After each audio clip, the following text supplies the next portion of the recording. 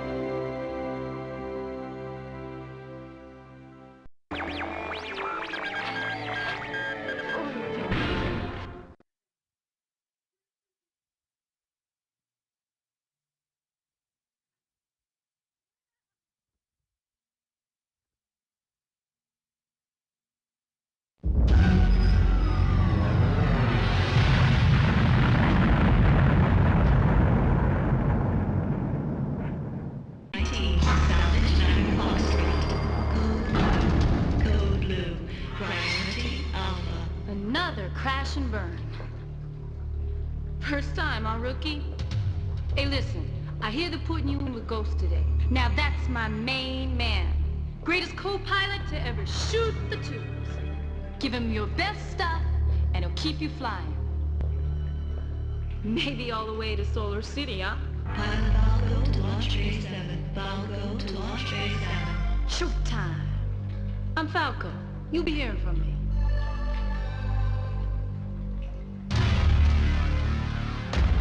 Welcome to the sewers, punk. The guy you're replacing, he had that same tough guy smirk on his face that you do, till he hit the wall. They're out there now blotting him up with handy wipes. But the Ghost here, I always come back for more. Let's go, rookie! Take a deep breath, rookie. Don't you love the smell of the sewers in the morning? They smell like victory. This here's the whole hog. I took her apart and I put her back together again. No matter what they taught you up at Talk Rat, factory jobs ain't worth scrap. I got some stuff in her. It's not all strictly legal, but it just might keep you off the wall. Now until you earn a better one, your call sign, Dog Meat. All right, climb aboard, Dog Meat. Opposite departures from launch trays 5, 37, and 22. Movement at launch. Crash and burn. Crash and burn. The sewer jockeys come and they go. But down here, this is the hole. I give you a name. A friend, a boss, and a Good evening, everybody. How's it going? How's it going? How is it going? I'm still looking at Nellie and Sophia fighting or playing or whatever you want to call it. There we are. Here we are. I got my Retro Tech shirt on. I've got my Roman E. Artemio shirt on, which I put on today actually thinking I was streaming tonight. And then I realized, well, then you said like, oh no, you're streaming because you're playing the Genesis Mini 2. Right. I mean, yeah, so, normally it would be you, but it turned out to be good to be wearing a Sega adjacent shirt today. Yes. But yeah, I'm playing some Genesis Mini 2. I mean, it's I was planning on trying to get a video done on it. You know, just kind of a fun, casual video. And, you know, Chris from Classic Gaming Quarterly and myself like shot like a thing, kind of like what we're doing, like almost like a stream. But I'm going to take that, I'm going to edit it down. And maybe I might release it for like patrons and you know, like YouTube supporters.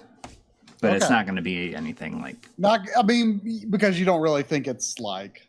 Well, no, you know, like I thought that maybe I was going to do it. Then I realized like, oh, like once Joe released his video and I hadn't even like started editing mine, I'm like, I'm just not going to even worry about it.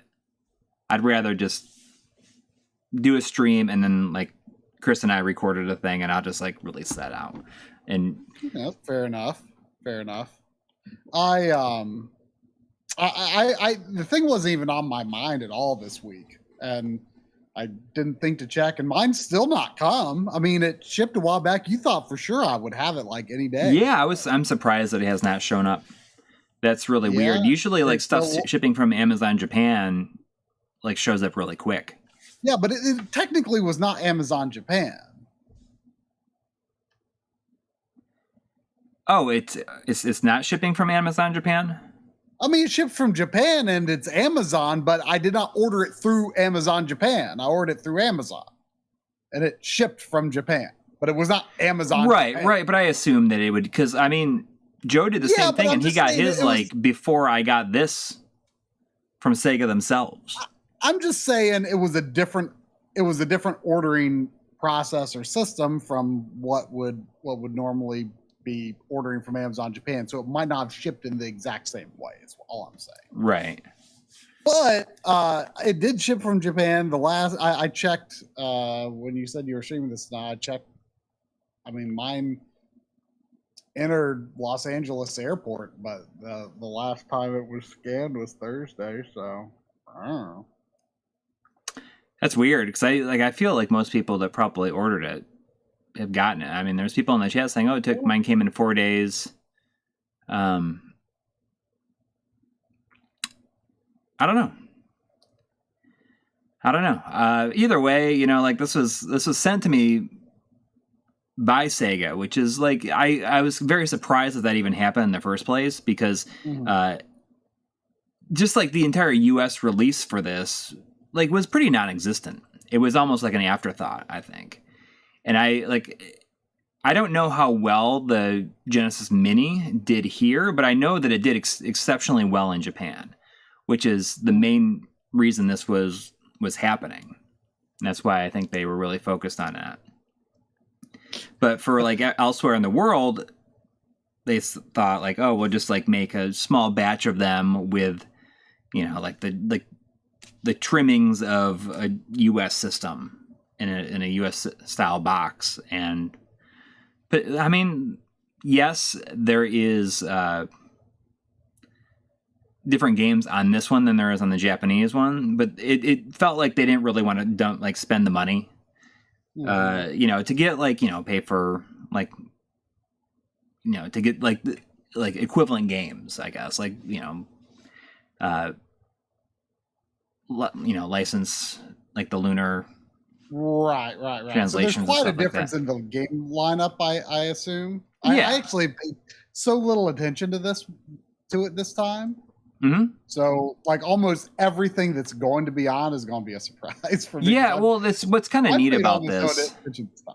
And I talked to Chris about this because, you know, it's not like all the heavy hitters. This is more interesting than anything else because it's like, all right, so what do we put on here that is not like super popular, but like kind of more like what they wanted to put on. What can we get that we want to put on here? Like, it's not what do we need to put on here. It's like what can we like? What do we like that we could get on here? So it's cool. It's cool. I had to laugh at Frank Borst saying, "You look rough, Try, with your beard. Cool. Enjoyed your Coury Marathon stream." I think it's just the lighting in here make it like I see what you're saying. I look like I've had a rough time of it for the past couple of days, but not really.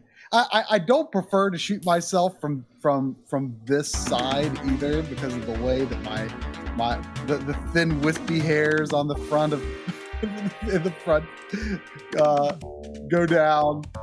I usually shoot from the side that I part on, so I probably look rougher.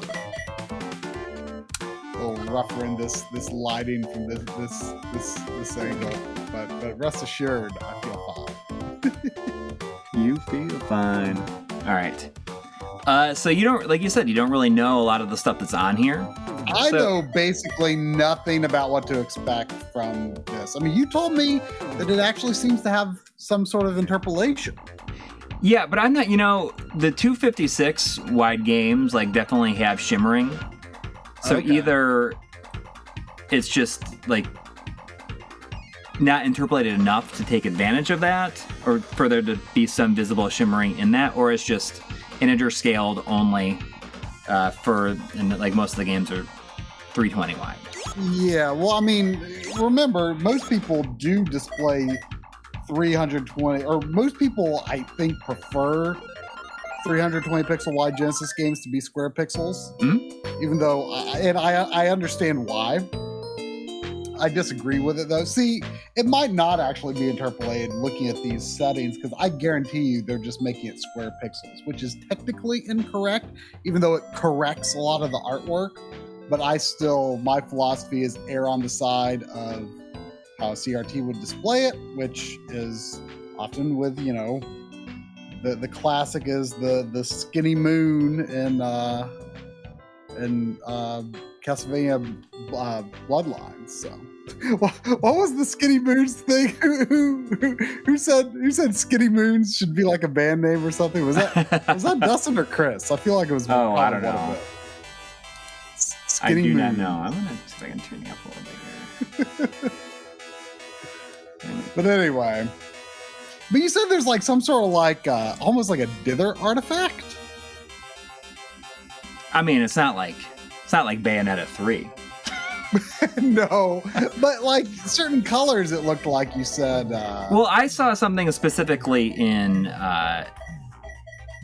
Well, first, let me what background do you want? Like normally, I just go black, but I would just I'll just pick some other ones. I personally kind of like the. You gotta go for the blueprints. Yeah, I like that one. What I think is also cool is that it has Genesis 1 and Genesis 2 sound emulation. Ah. So you can choose between the two. I mean, I don't think that they used MD Fourier to dial it in. I'm sure. But it's just cool that they decided to do that, Yeah, that is cool. And But who knows? Like maybe there's a way we could test if they. I'm sure once it gets hacked, this probably will happen. But it's funny because I'm just going to use the Genesis 2 because it's on a Genesis 2. I feel like it makes sense. That's true. That's fair. I don't know if like any of this scene is supposed to be using perfect black, but it almost looks like there might be limited range being captured as full range. So a little washed out, maybe? No, there's no option for that, and I'm sure that Joe mentioned this in his video also. I'm sure it's limited range.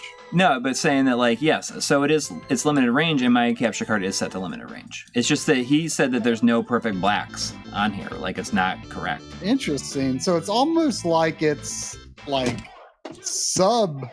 I've run into that before. What was it? Well, it's the FrameMeister. The FrameMeister, if you set the FrameMeister to full range, it's still... I'm pretty sure this is the FrameMeister that I'm thinking of. If you set it to full range, it's actually limited range. And if you set it to limited range, it's actually something sub-limited range. Oh, okay. Yeah, I think that's it. And then Xbox 360 does some weird stuff too, because it has this intermediary range that's not to any known standard or usefulness that I'm aware of. Mm-hmm. I wonder if maybe it could possibly be intended for a some sort of CRT type setting. I don't. Maybe like if the picture was too dark on a CRT or something. I don't know. Mhm. It might only apply to HDMI though. I'm not sure. Really quick, I do want to say that 14 minutes ago, well, there was hang on. It was before the stream started. Before there was the stream started, there was $5 from Container 7 saying, "LOL, $5 for adorable pets." There was a very funny comment that I think it was Brady that said in the chat said that the cat started it, even though they're looking at the dog at like, how dare you? There's also 5 minutes ago there was $2 from Jonathan Hinson saying, "Evening fellas, feeling under the weather tonight. So nice to have the stream on while drifting in and out of sleep. Hopefully you're feeling all right. I know that there's that respiratory infection going around. I can't remember what it's called, and it's like really kind of taking hold at my kids' school. So I wonder if it's only a matter of time before I get it. Like everyone's like coughing. I can't remember what it's called. I'm sure it's like a 3-letter RSV. That's it. RSV, like this, like respiratory system, like respiratory system virus. I don't know, but it's going around like crazy at my kids' school. I have a friend, my friend Joey, had it, and he said, you know, he's had COVID a couple times, and he said I had RSV, and it was like way worse Really? than COVID. So That's crazy. I mean, I wonder if it's only a matter of time. He told me about that yesterday because I went to Torgs, the Torgs in Columbus yesterday, and it was fun. A lot of fun. We met up with the 8-Bit Duke and hung out. I couldn't believe how many vendors there were there. It was just like, it was enormous. I mean, Duke sent me some pictures of some real high-priced games. Yeah, there was a KO Flying Squadron for the yeah, you showed me it's that. $4,000. Oh man! For the Sega CD, $4,000. Did you buy anything? What? I only got one thing. I got Iridian 2 for the Game Boy Advance. Oh, okay. Which is something that I'd wanted for a while. That's a pretty cheap game, though, right? No, it was $40 loose. Oh, okay. Iridian 3D is the cheap one. Yes. Yeah. But I could not believe how many vendors there were there. It was enormous. I feel like it was so packed tightly together. Like, I don't even understand, like, the size last year. Like, last year I got all those magazines, remember? That's when I got the Game Fan number 1. That person was not there. Like 3 years ago, though. What? That feels like 3 years ago. No, it was just last year. But it was, you know, they were like, they moved to a new place, new venue, and it was just like so enormous. I could not believe it. Anyways, so do you want me to start like from the top and release date, or how do you want me to go about this? Like, I want it to be like surprising why don't we do alphabetical order? And I will also catch up on Super Chats. There was a notification actually that Matt Lawhead pledged $1 on Patreon. Oh, thank you. I don't know if you're here, but thank you. And then Dad 1153 with a $10 Super Chat. Ooh. Thank you. Saying, don't forget to try the additional 2 deflicker modes in original Space Harrier left on options to see the gameplay without as much flicker as the normal Space Harrier game. Right. You aware of those features? Yes. Actually, I'm looking at this, and Afterburner, that title screen looked pretty black. Yeah, I mean, I don't know. Like, I think it's just like on there. Like, I didn't really notice it to the extent that Joe did. Yeah. but it's limited only.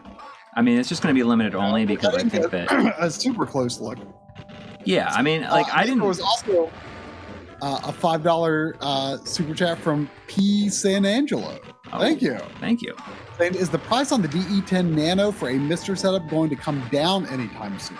Are there any alternatives? In fact, I think that there was some news either early this morning or yesterday saying that the price is going up, like at the beginning of the next year. Really? Yeah. Yeah, I mean, we wouldn't have any inside info, but no, I mean, it's the DE10 Nano or bust for building a Mister. That's, hopefully in the future there will be other boards that exist. But the reality is, like, the DE10 Nano was chosen as the basis for the Mister, I think, because of its relative affordability and availability. So even if, like, I don't know if anything exists right now that developers could make an alternative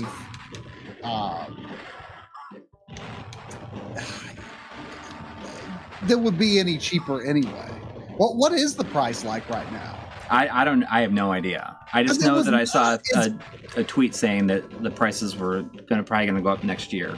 Yeah, when I got my extra one earlier this year, it wasn't as bad as I feared it would be. Even though the shipping, the shipping is where it was really felt like is what pushed it over the edge. But now I think I'm not sure. I'm not sure what kind of increase it's going to have. But I mean, even the PS5 ended up going up in price in most markets, sadly. So and I mean, it sounds like, I was listening to the DF Direct, and they seemed skeptical that the Xbox consoles would go up in price, but Phil Spencer said some things would be going up in price, but he didn't really say. Yeah. But I kind of interpreted it as meaning likely consoles, but maybe they were just saying, like, oh, it probably won't be consoles because that would be so obnoxious. Yeah. Because, like, everyone hated that whole thing from Sony, but just because it's a bad look, Well, yes. Yeah, absolutely it is. But, like, I don't know. They seem to think that it needed to happen. I mean, I guess so.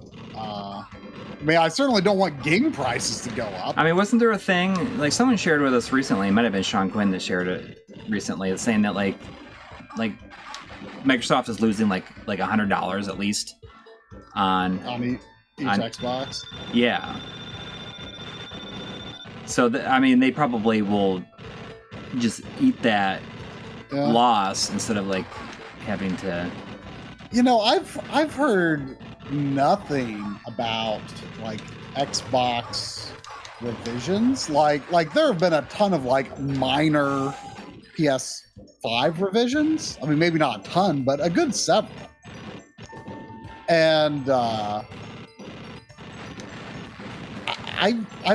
don't know if it's just because like PlayStation's more popular, but like I've heard nothing about like, Microsoft like changed the heatsink design, or they changed this or changed that. But there seem to be numerous PS5 variants already internally. Yeah, there's been like 3, right?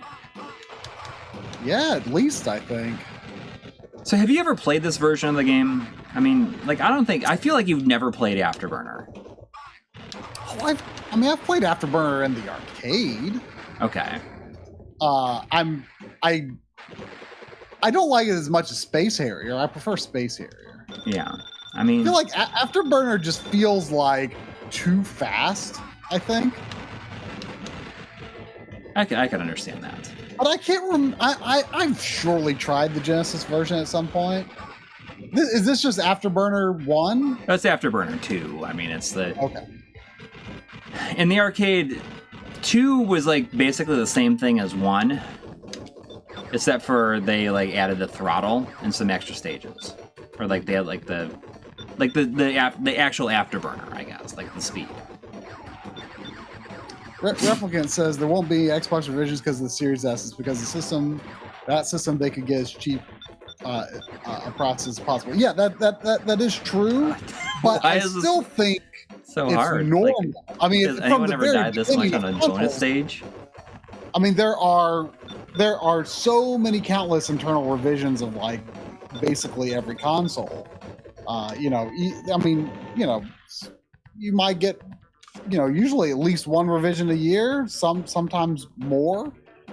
It's just small optimizations. It's not like it's not anything that's going to be marketed as like a, Xbox Series XX or whatever. Ooh. Like, I mean, if you get the double X, then that means, like, why not wait for the triple X?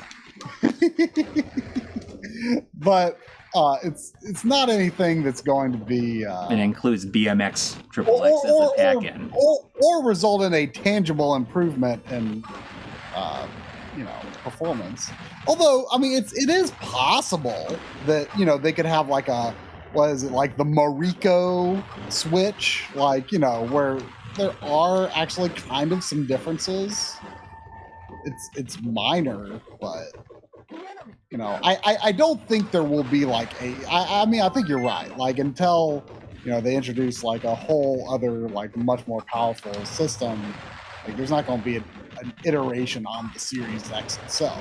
But I mean, just small things, just very, very small things that are invisible to the consumer that saves them, 2 cents in the manufacturing process. I mean, that kind of stuff happens all the time. Oh, he got me. This is like far from my favorite version of this game. I would say that I almost like actively dislike this. Well, then why are you still playing it? I mean, I do kind of dislike it because I just remember like being so excited for it, and it was being a disappointment at the time, which is it's stupid for me. Is that Genesis exclusive? It's not an arcade port. No, it's an arcade port. Okay. Now, Afterburner and Afterburner 2 are both arcade games, but like Afterburner 2 was basically the same game as 1, except for they added the speed and some extra stages. There was a notification that Cloud FF7 2000 is a new member. Cloudo. Yeah, Cloud has been a regular on the MLiG or the Backloggery streams as well lately. Speaking of that, actually. Yeah. Speaking of Backloggery streams, you're going to be playing Halo 3 with us tomorrow, and likely the next week too, assuming you're available. Yeah. I mean, I'm going to I'll schedule around. You'll make the time. Yeah, and it's gonna be my first time playing through it on the Xbox One or Xbox, like and something else other than the 360. Do you know if now see Alien Soldier, I actually have that in my Genesis Mini 1. You mean it's on the Mega Drive? It's on the Mega Drive. Mega Drive. I have the Asia. The reason I got the Asia Mega Drive Mini was because it was the only one with Alien Soldier. Mm-hmm. So I assume Alien Soldier is not on the Mega Drive Mini 2 just because it was in the first one? Right. This is one of those games. I'm real bad at this. It's it's one of those. I've not played very far into it. It's tough. I'm gonna put on super easy. Yeah, I bet it's still tough. It is. Do you know if that center channel weirdness is in every game in the Master Chief Collection, or is that just like 1 and 2? Oh, I have no idea. But like you encountered that as well, though, right? I think I remember hearing you talk about it. There was an issue with I had to increase like my center channel volume in my receiver like 8 decibels or something because you could just like barely hear characters talking in the Master Chief Collection. It's like really screwed up. At least it was that way in Halo 1 and 2.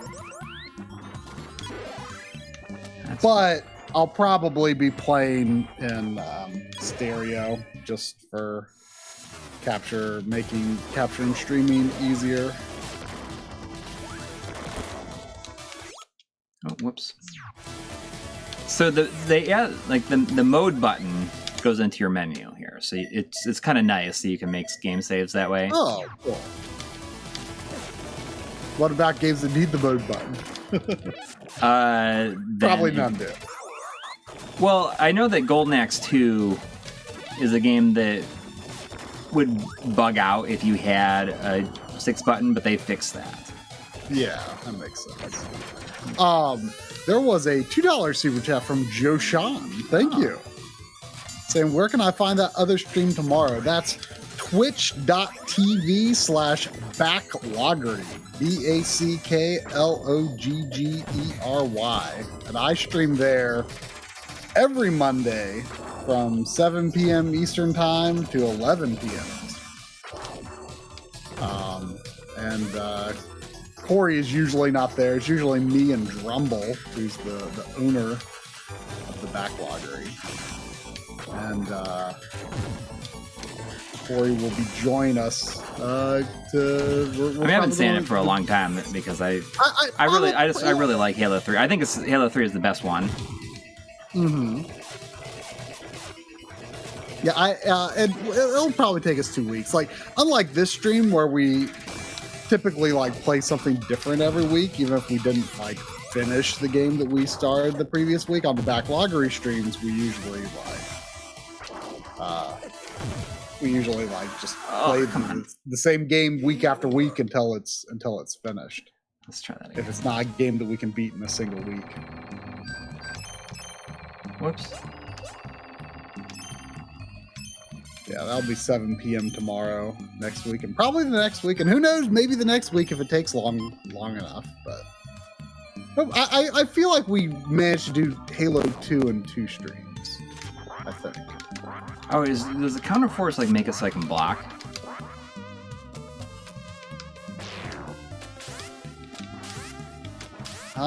Dave Carr says, I watched most of the Coury stream last week. It was great. Yeah, that was a really fun day.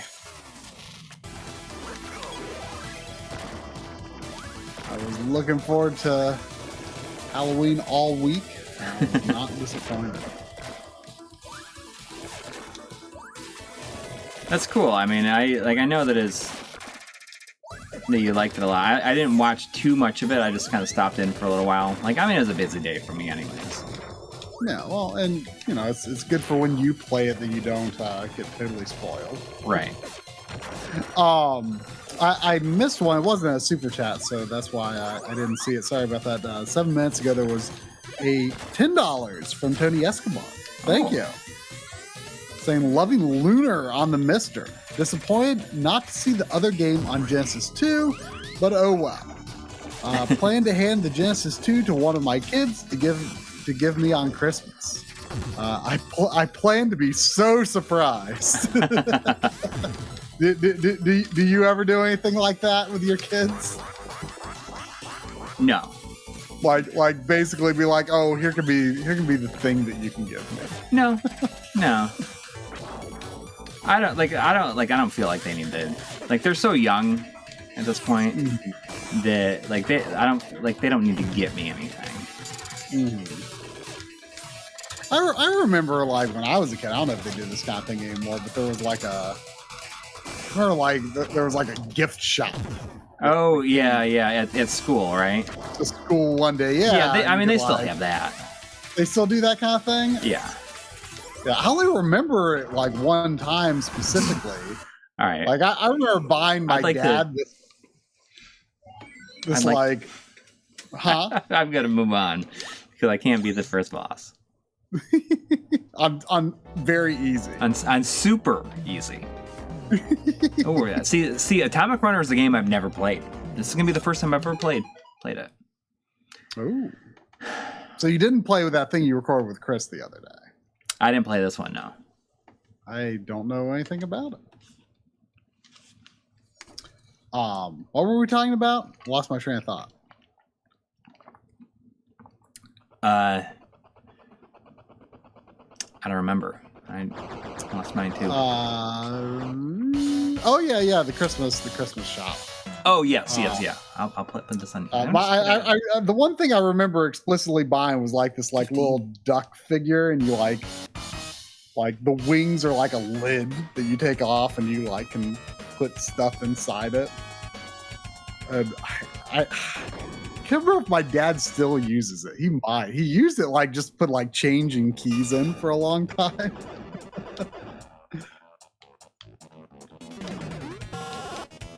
I see Ace is in the chat, and you mentioned last week. Oh, by the way, Ace, Coury is playing with Genesis 2 style. You can choose in this. To address your comment, you can choose Genesis 1 and Genesis 2 style sound. Don't know how accurate it is, but he did choose Genesis 2 style.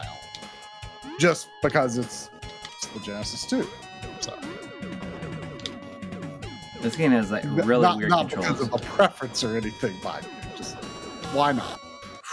But anyway, Ace, I got a new AV receiver this week. I mentioned it last stream that I was going to be able to pick it up. Why can I not? This is screwed up on this. But anyway, Coury like planted the seed of doubt, like because he mentioned that you said in the MLiG Discord that like apparently a bunch of other TVs are having these aspect ratio lag issues, and like speculating that it might just be like some of the system on chips that are like out there right now, like maybe just cause that. So fortunately, I did my lag tests on the new AV receiver. That it's a new model that just released like a few weeks ago,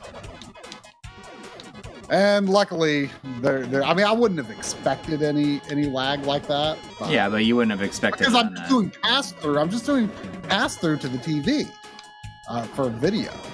And it adds no lag, so thank goodness. Well, that lava in the background's kind of interesting. It's a weird looking game, though. Yeah, the controls are super challenging. It does look a little strange. But anyway, so luckily that's good. But I discovered an unfortunate issue with it last night, and I couldn't figure it. Like I thought, well, I'll just troubleshoot it today. I ended up figuring out and then confirming this in the manual. Like, even though this is the same tier of receiver that you and I have now, but just like 5 years newer, I think 5 or 6 years newer. Mm-hmm. It only outputs Zone 2 from HDMI sources 1, 2, 3, and 4. It's got 6 inputs, which is actually 2 fewer than the older model, but the front input wasn't actually useful because it couldn't go out over Zone 2. So really, it only had 7 usable inputs. So as it was, I had 1 less usable input. And now I realize I can't even output audio and video to record, except on the first 4 inputs. So that's like a super bizarre limitation. I don't know why they would do that. Yeah, I mean, I wonder if it has something to do with the 2.1. Like, it's just like the last one they had so only had 2.1 only had it on 1 input, right? Didn't it only have like one input that was 2.1 on the previous version? This is the first model where all inputs and 2 of the 3 outputs are all 2.1. Oh, I can jump off the... Zone 2 is not 2.1, but I mean, you can't even buy a capture card that properly does it anyway. So. Yeah. I mean, there is like the Elgato thing that does that can pass through VRR, but I've heard that it doesn't. I've heard that it looks to the stream and recording end, it looks less smooth than if you just weren't using VRR at all. I don't know why. That seems strange to me.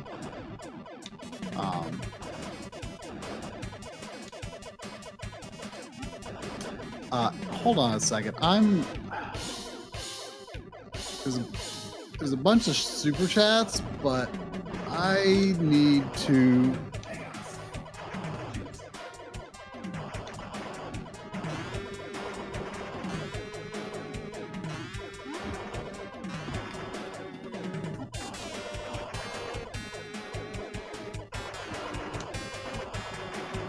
Oh, come on. What are you doing? What do you need to do? Like, get real close? Wouldn't it be funny if you were like, there's a bunch of super chats, but I just really feel the need to get my face as close to the camera as possible and look at it. Well, I had to look at. You've seen how this setup is. I had to look down to find the tab, to pull the tab into another monitor. I just really felt the need to do that. Tate for the chat log, but well, what was the last one? I saw that there was do you see the $5 from Dad1153 asking if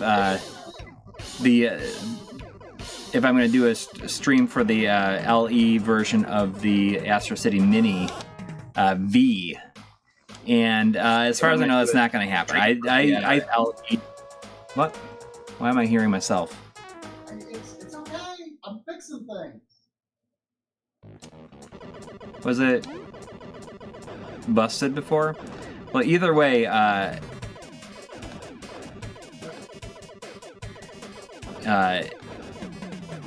know, like I thought about getting one, but I have not. I thought about it, and I don't know. Like, I don't feel super compelled. Whoa!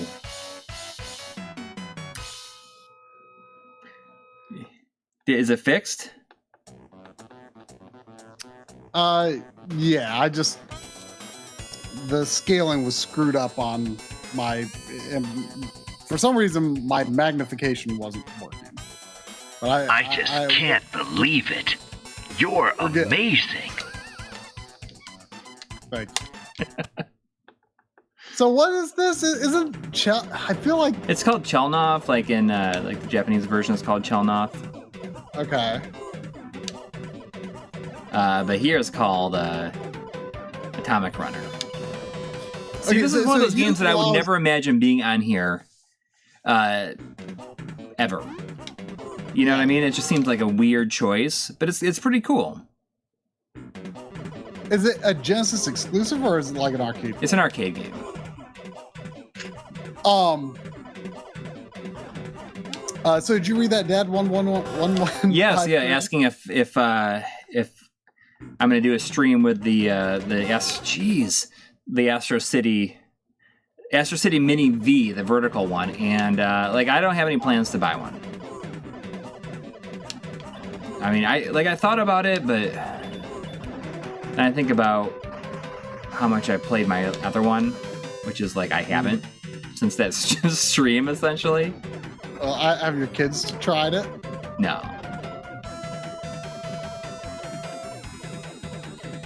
So I mean, like I don't feel super compelled. Yeah.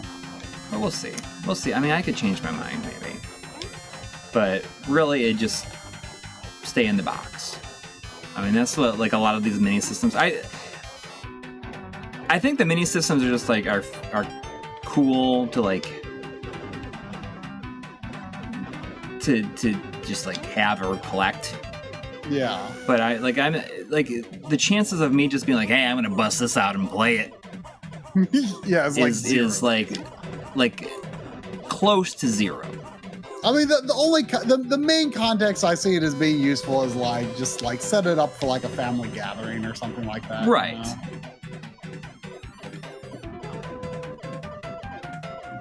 That's the most useful thing I see about them.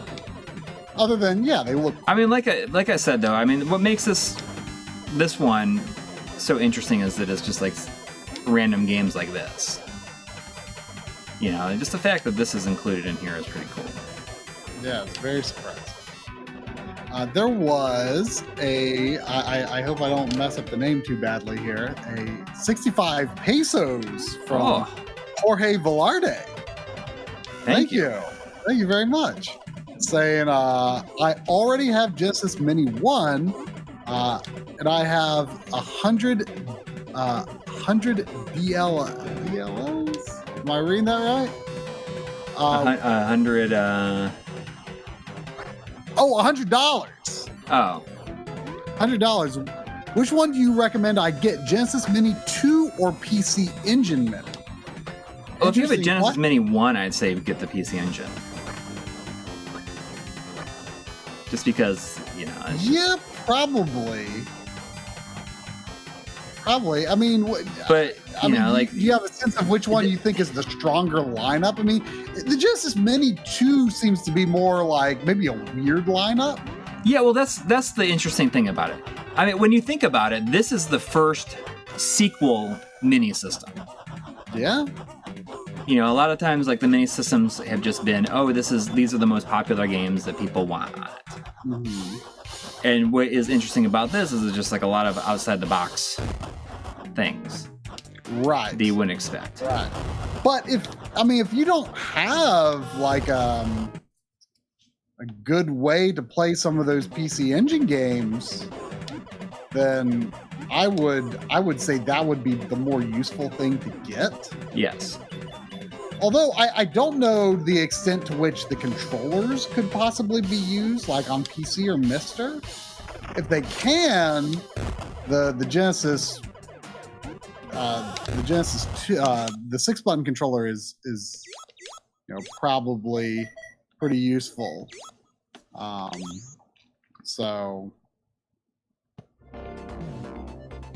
I would say that you would have a more diverse game lineup overall with one Genesis Mini and one PC Engine Mini.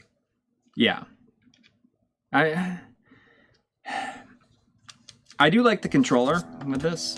You know, it's like a good feeling. I don't know if it's the same one that came with the Japanese version. At this point, there have been like so ridiculously many modern variants on both 3 and 6-button controllers that it's like I've like completely lost track of like what's different or how close any of them are because there's just so many. And then there was a 999 from old Paul Sutton. Thank you.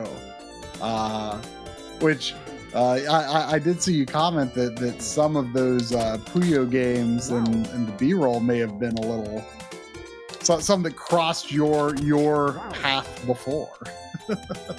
But anyway, Paul Sutton says Coury's experience so far mimics mine with the Commodore 64 Evercade cart. Choose a game, fail miserably for 30 seconds, choose another game. Well, that's basically the experience I think people have in general with, you know, having too many games available. You know, when like that's the problem with like some of, you know, just having so many games available for you like right at the start. Or at least with this, it's a somewhat constrained list. Yes, but I mean, so is that. Do you know how many games are in it off the top of your head? On here? Yeah. I think there's 61. Is that's about the same as the previous, isn't it? Yeah, I think so. There's more. I think there's more original games on this. Like, there's a number of games that were completed basically specifically for this. NE64 says I missed something from him. Oh, sorry about that. I don't know how I overlooked that one. Sorry about that. That was 29 minutes ago. I'm sorry. I don't know how I missed that one. But yeah, that was a notification that NE64 has been a member for 10 months. Dang. Thank you. Saying, hey guys, the upcoming GoldenEye remaster on Rare Replay is the same game the leak, or is the same game that leaked a couple of years ago for the 360. Oh, is it, or do we? I don't think it is. Is it? Are you asking? Is it the same one, or are you saying it is? Because I didn't think it was. I think aren't they both just emulated versions of both Switch and Xbox? I think are just emulated versions of the N64 game. I thought. Yeah, I thought they weren't allowed to release an enhanced version. I don't know why. It's probably my guess is it would have been real easy to get it going just through like Xbox backwards compatibility. But it would have been a lot more work to port it to Switch, and Nintendo probably said, "Well, you're not allowed to have like a better version of GoldenEye than we get." Yeah. So the inclusion of Clay Fighter of all games is probably the most baffling thing on here. It's like they knew that they needed to have a couple of one-on-one fighters. It's like, okay, you got Fatal Fury, you got Super Street Fighter 2. It's like, okay, what else are we gonna do? Like, oh, I know Clay Fighter, and I mean, but you know, it doesn't. What doesn't make any sense to me is like, why not do the Sega CD version of Eternal Champions, which has like a lot of extra content in it. Yeah. But I mean, you know, I think it's iconic. I mean, it's so. I do think it's iconic because as a. I mean, I'm not saying it's a good game, but I feel like there was a phase where there was. It was appearing in magazines, and it just, as a fighting game outsider, I had no clue that it was considered a bad game until like I probably never heard anyone say whether Clay Fire was a good game or a bad game until like, I don't know, the past like 5 or 6 years. I mean, I'm not a fighting game guy, so I had no idea, honestly. So I mean, it is well known, I think. Like it's, you know, it tried to, you know, at least made some attempt at creating an identity for itself. I won't say that it was successful at doing that or successful at being a good game, but I do think it's a game that people know. Like, even like, I mean, there's tons and tons and tons of great games for classic systems that most people don't know about. But whether Clay Fighter is good or bad, I think most people know about it, you know? Like, it's famous. Yeah, but I don't know. I thought that like if you like read anything else other than, I mean, you didn't read any other magazines really other than. Well, back in the day, no, I didn't. But like, you know, I saw Clay Fighter 63 1/3, you know, and Nintendo Power, and you know, I do not judge fighting games. Is that going to be on your? Don't really care about your list of games that are worth playing on the system? No, it won't. But not necessarily because I don't care about it, but because I'm pretty sure I'm aware that it's considered a bad game. Yeah. But you know, I'm not saying that it is well made, that it is aesthetically appealing or anything like that, but I can't even win a single round I think here. This was probably like a big seller just among like the everyday Sega Genesis and Super Nintendo. You know, it was a product that was made to intrigue people and sell based on, you know, its concept. And so I think it probably, I assume probably sold pretty well. Like this is just a game that I would very much imagine. I bet it sold well on the Super Nintendo. I mean, this was not the version that people like we're talking about for sure. Yeah, I feel as though the the additional colors that the Super Nintendo is capable of like really benefited the. Sure. Like pre-rendered style. Yeah. Well, I mean, they're just like they're digitized. It's not. It's. I mean, it's. And here you can't even. They may as well not look at that. I mean, look at the background. Yeah, it looks terrible. Like super terrible. Like that background looks like something from like King's Quest. Yeah. And maybe even like in worse. Oh, worse. I don't know. I think they should have just done Eternal Champions CD. Like, I know that Eternal Champions 1 was on the was on the last one, but the Sega CD one was like, you know, essentially like the director's cut, and he had like a bunch of extra characters. They had like fatalities, like stage fatalities, and all this other stuff. It just like that makes so much more sense. I feel like than this would.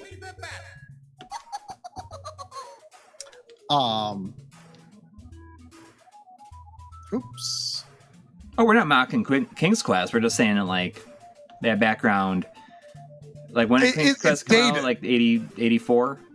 It looks like I love King's Quest. Yeah, I freaking love King's Quest. Quest. We're not saying it looks bad. It just like looks like it looks like it came from a different time and a different machine. It's an aesthetic flash. This right here, I think for most people will probably justify the existence and the price of this.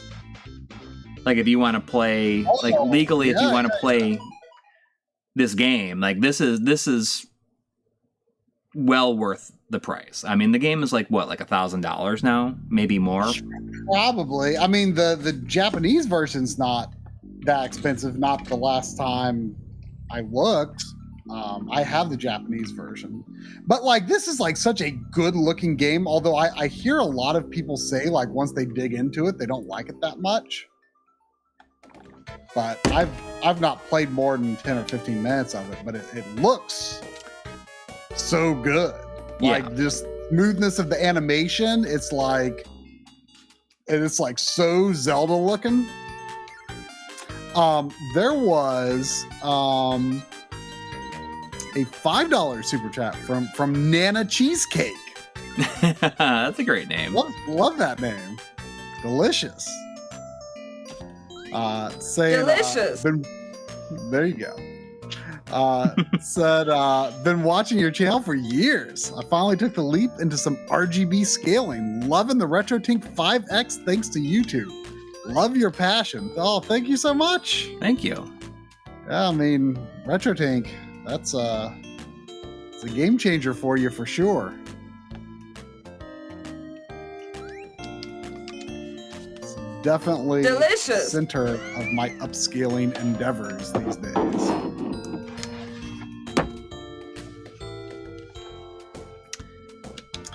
And there was a $19.99 from good old Sean Quinn. Oh, thank you. Thank you. Saying, with the release of the Genesis Mini 2, I can't help but think of what could have been. Do you think there's room today for a Sega console? And what Sega properties would you most like to see on it? Imagine them in 4K. Is there room for a Sega console today? No, I don't think so. There's barely enough room for the consoles there are.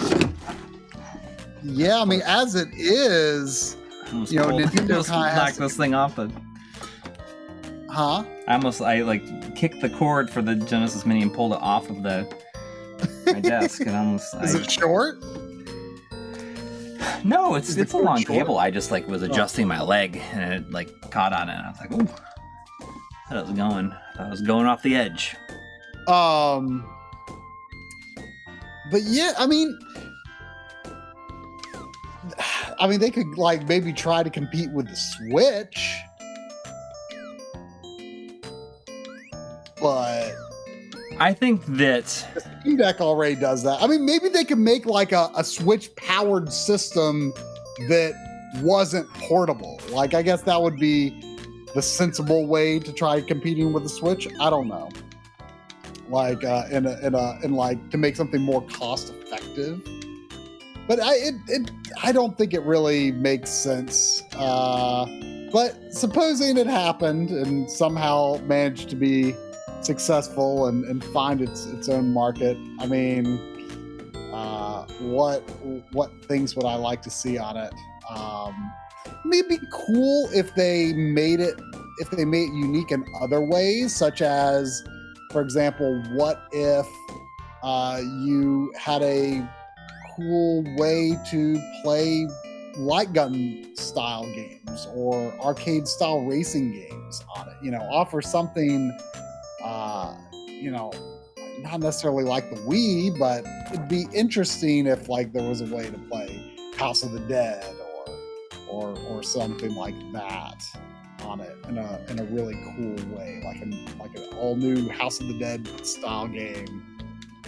I mean, the Sega of the Dreamcast era was such an interesting Sega, but that kind of continued on into what they brought to GameCube and PS2 and Xbox.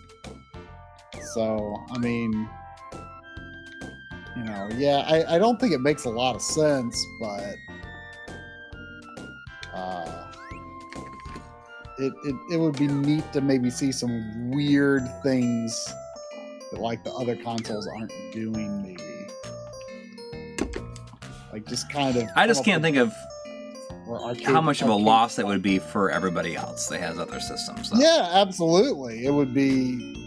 I mean, I feel like if they did do it, though, they wouldn't necessarily stop making games for other systems. But then it would be well, what's the point of running your own platform at that point? Yeah. I don't know. I don't think it makes much sense. But I at the same time, though, I think that even among younger people who may not really remember when Sega was in the hardware business, I kind of feel like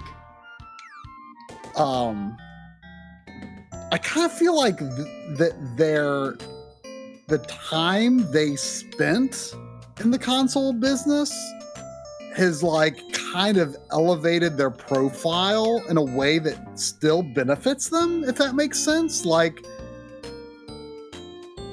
don't know. I feel like would stuff like Sonic be as popular as it is today, even among younger audiences, just if being on one system, for kind of the clout that Sega carries just by having at one point been one of the big boys, Mm-hmm. I don't know. I don't think there's any way to really measure it, but I kind of do feel like Sega's continued prominence does still benefit from that time they spent in that hardware market. There was also a $2 super chat from Chanuk. Thank you. Saying, hola, compadres. Is the Analog Duo dead? I sure hope not. It's interesting that they've declared the final runs of Mega SG and Super NT when the Analog Duo is going to be a pretty similar product. I mean, I think that the Pocket is going to be very successful for them, and will hopefully be something that they can continue to make. And obviously, that offers something radically different from what you can get in FPGA hardware otherwise. I mean, you certainly aren't going to be getting anything like that from the Mister anytime remotely soon. So I hope that can be a successful product that can continue to be made. I hope it doesn't necessarily replace the Analog Duo. I doubt. It's it's like a weird situation now, because especially since there's a PC Engine core for the Pocket.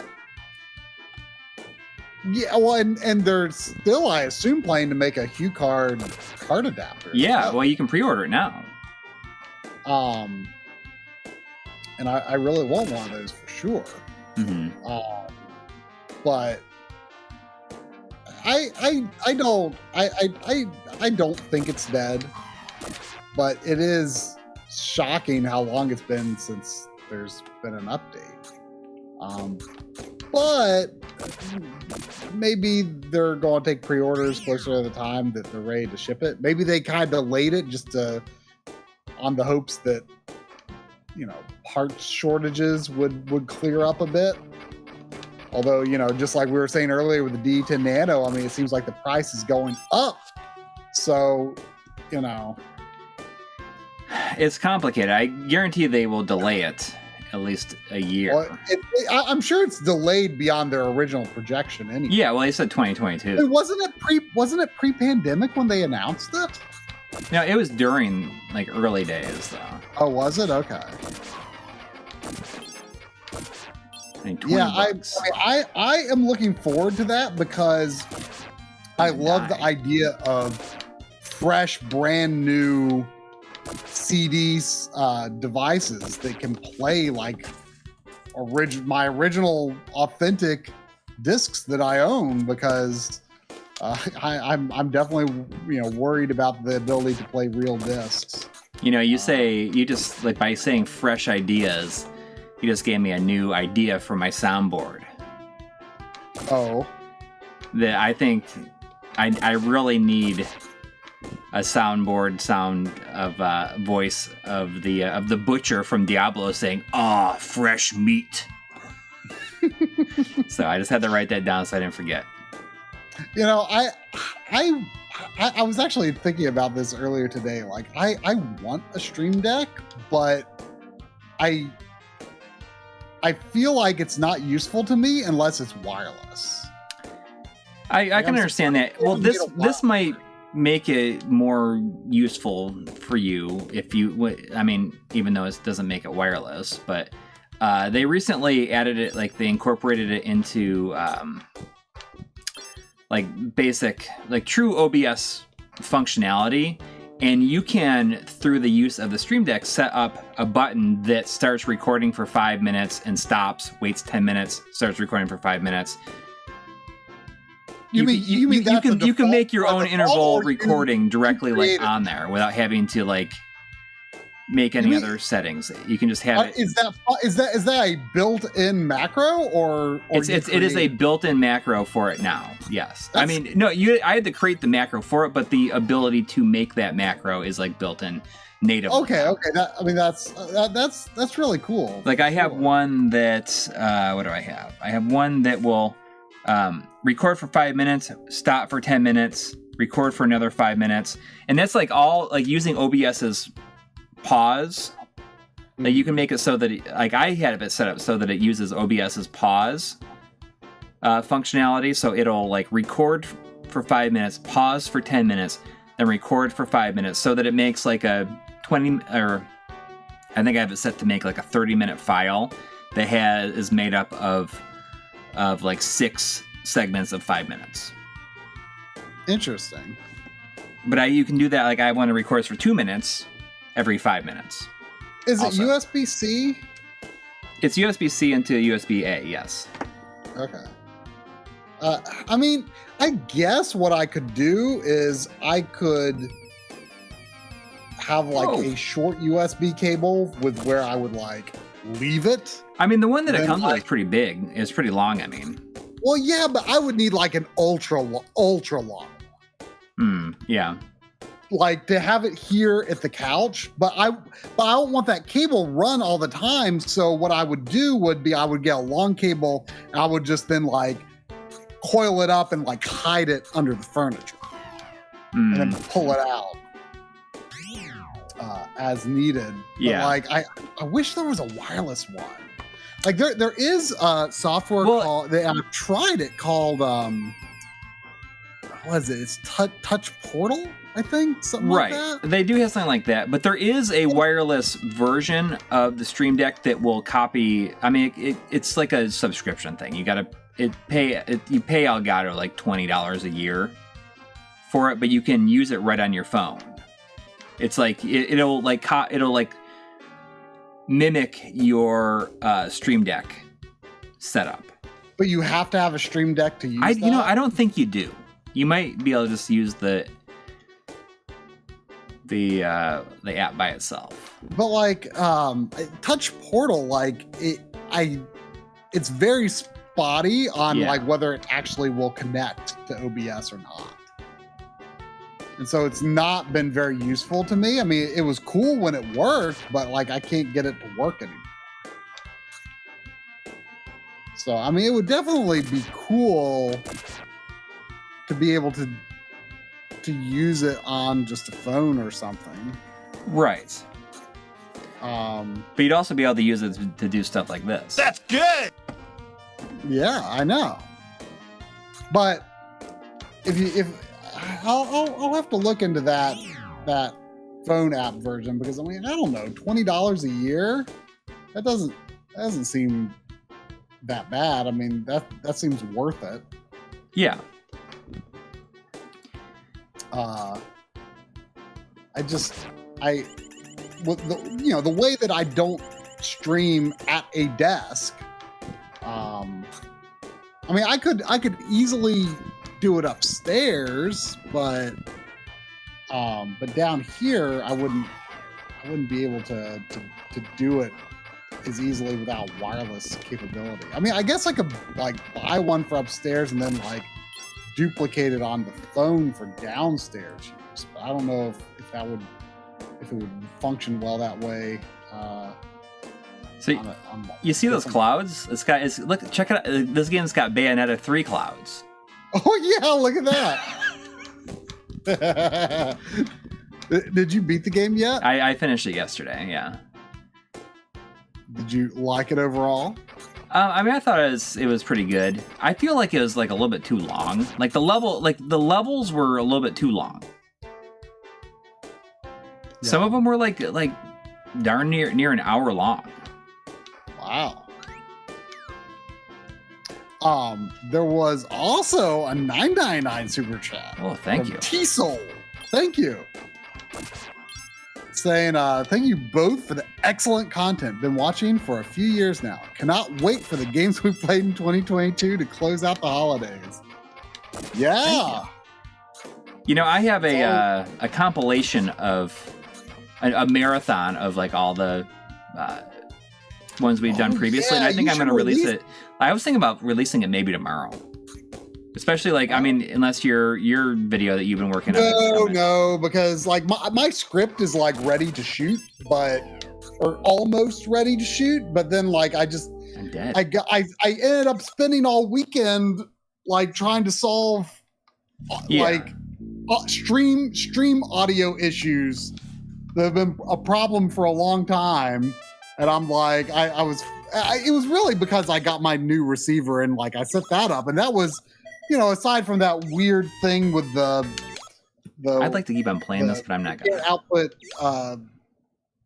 HDMI 5 and 6 over Zone 2. Aside from that, like it was a pretty seamless integration. But because I was setting that up, like it also like finally like got it in my head to be like, okay, I need to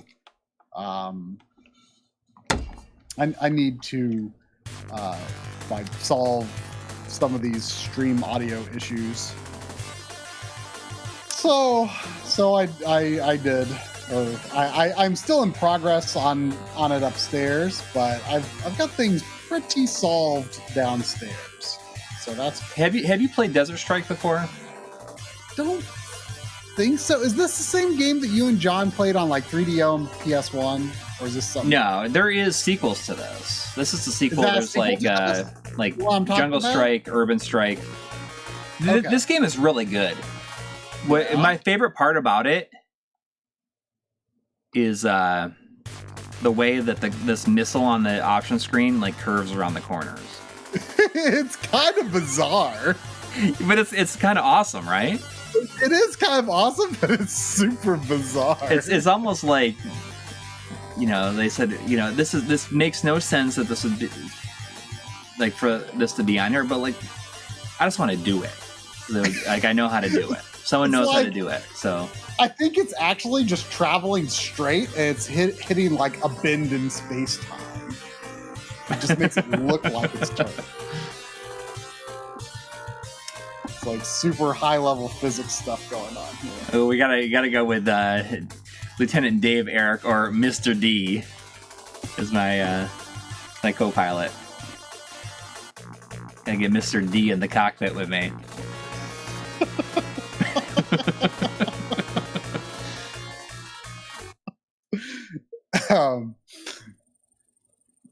There was also a $12 super chat from EB Chill 2. Thank you, as always. Saying, hey, try the Final Fantasy 13 video with DF was fantastic. Have a great week. Yeah, I was talking to John about also when we might release it to our patrons, and he needs to talk to Richard about, because we need to come up with like a standard protocol, because like it's not entirely fair for us to like release necessarily right at the same time to our Patreon supporters. But you did a lot of work on this one. I did, but you know, they pay like the DF supporter tier is like the retro supporter tier is pretty pricey. So, you know, obviously they gotta get their, their supporters need to get their money's worth out of it. But definitely it'll come to our supporters at some point. And hopefully, a week later would be fine. Is like the ideal situation.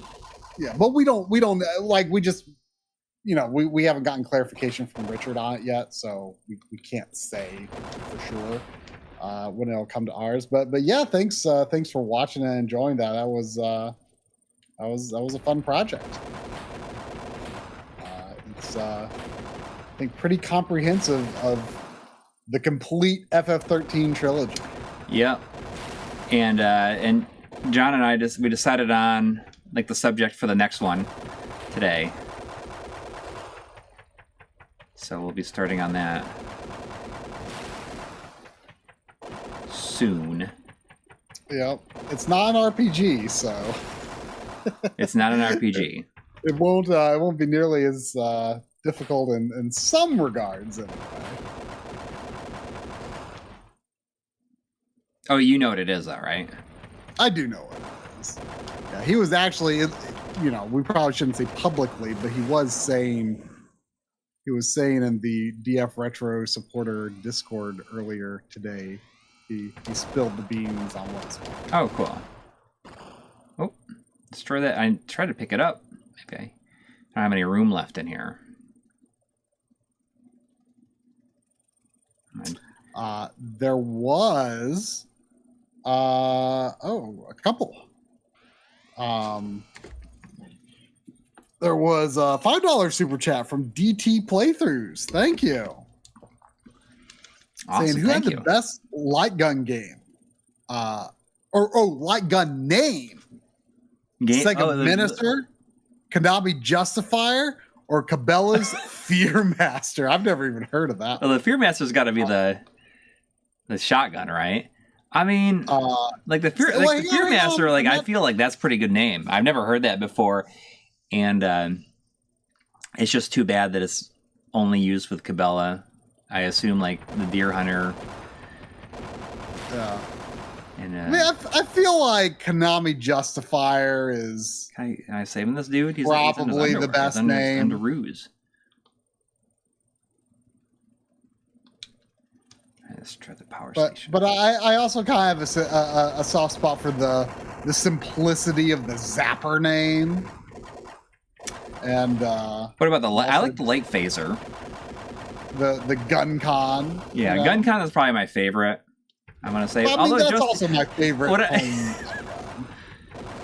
like the name Justifier is like It's pretty ridiculous. If you it's really pretty ridiculous when you think about it. Like but it's kind of cool. that too. gun justifies you to like literally just like kill everybody. Well, I mean, I think that's part all of it why ju- it was controversial. Yeah, yeah. But it's kind of a cool name.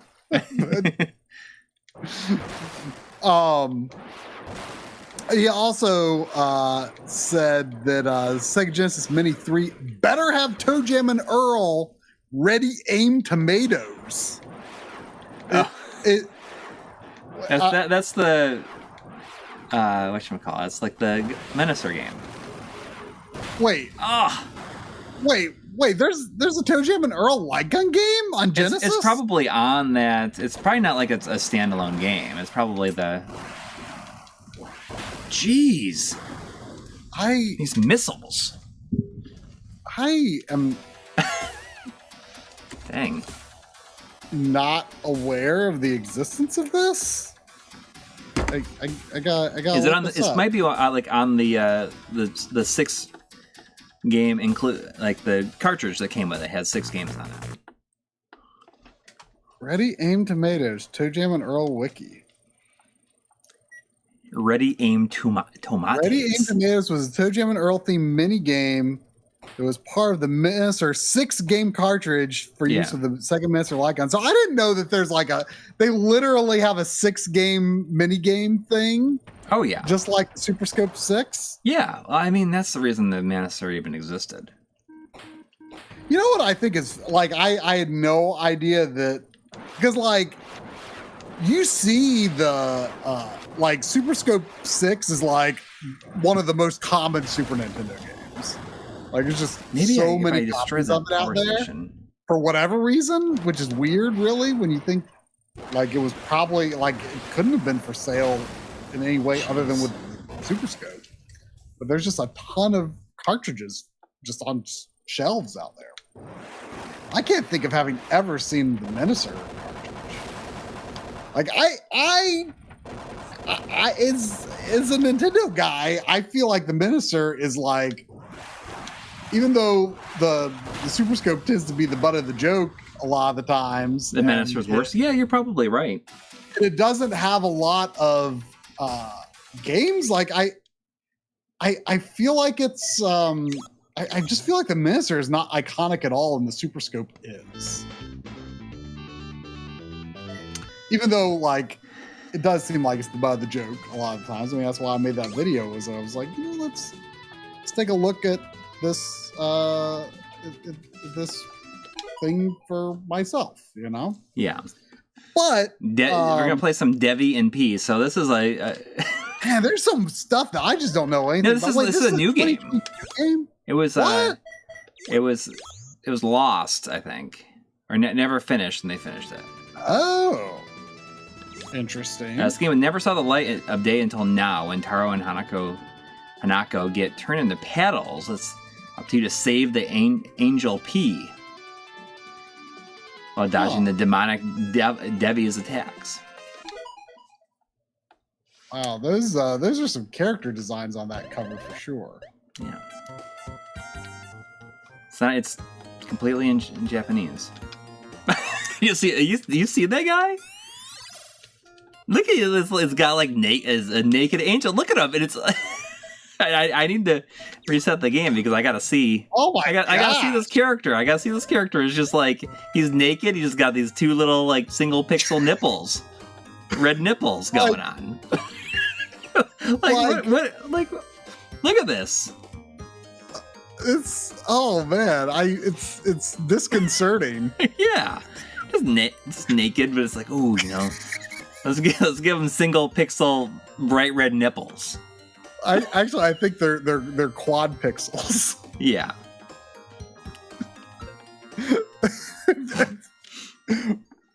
Like that's just I gotta say, ActRaiser did it better.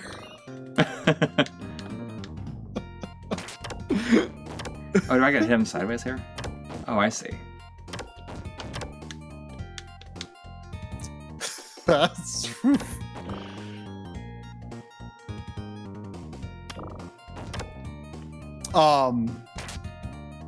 The level gets shorter too if you get hit. But anyway, there was also a $5 super chat from Alex Gavin. Thank you. Thank you. Oh, I'm sorry. I didn't mean to spook you, Sandy.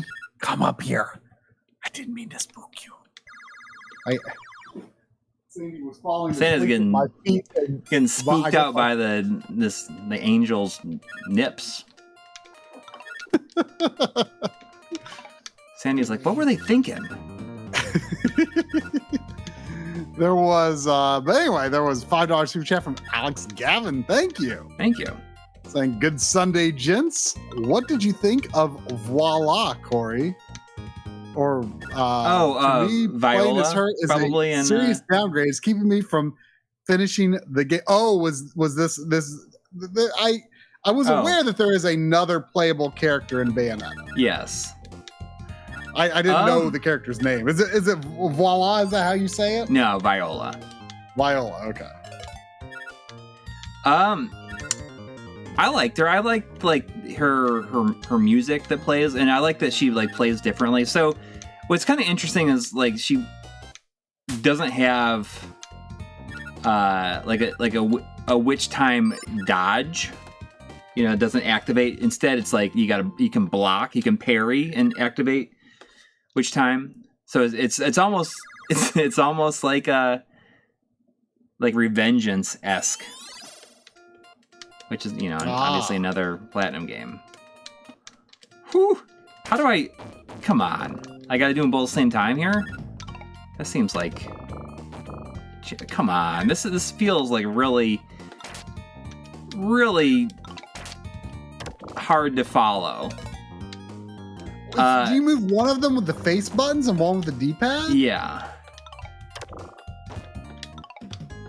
This strikes me as a strange inclusion, even if but it's cool. It's definitely cool to. Yeah, I mean, this feels like have an unreleased or unfinished game, but it's strange. It's strange, but hey, good on them for doing it. I'm actually surprised that that you were fine with another character, because like you're usually like super against not playing as like the series mainstay protagonist in most series. I mean, like I've become more open to it over time, but you don't play as her very much. I mean, the game is fairly lengthy, and I feel like you only play as her in like 3 or 4 levels. Like through the main story, at least. You can open up more levels by getting the all the Umbra tears of blood. But then you can also play as John too. Jean. Oh, okay. I mean, I like that kind of thing. So, like the John levels are like really weird, really weird. They're like completely like a different style of level. I mean, you probably saw this. I saw one of them in John's video. Okay, so I haven't watched the video yet. Action. What? It was elevator action. Yeah, which is like not what I was expecting at all. It looked kind of neat. So this only has Earthworm Jim 2. Did the first one have Earthworm Jim 1? I think so, yeah.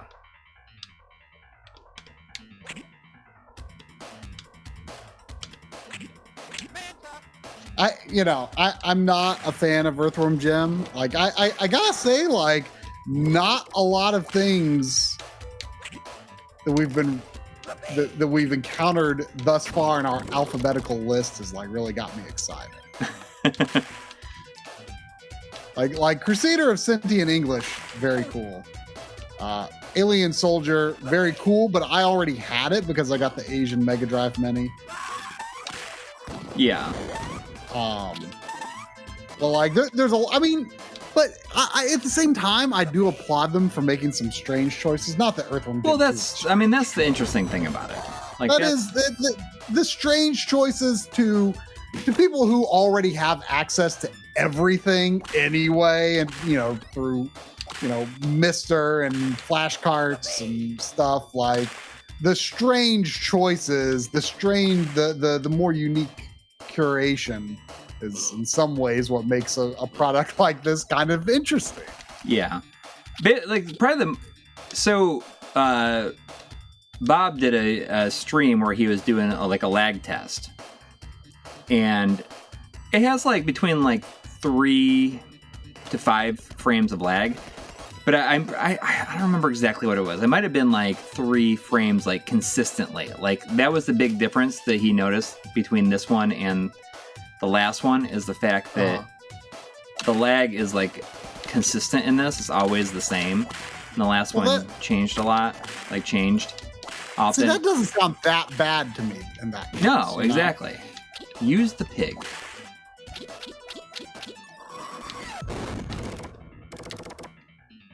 What pig?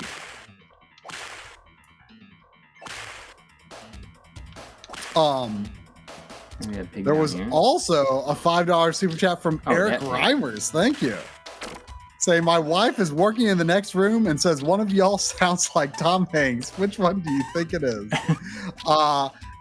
If I didn't already have people telling me like all the time that I sound like Tom Hanks, I would assume I would have guessed Coury, because you don't hear it in myself, but that I get that all the time. I get all the time.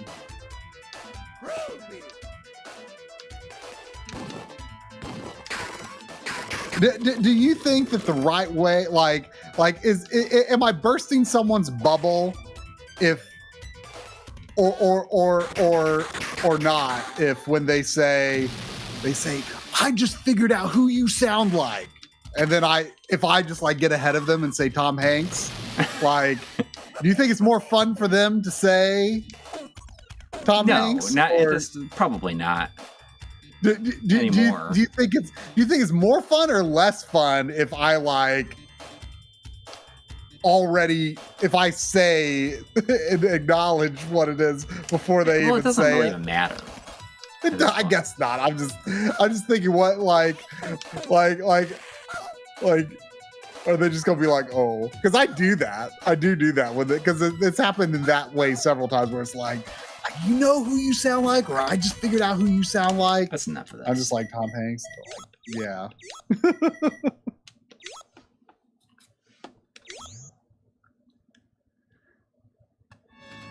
Alright. Yeah, I always assume people are referring to like cartoon Woody. Yeah, Tom we got Hanks, our first Sega CD game here. Or Forrest Gump Tom Hanks. Not just like regular Tom Hanks.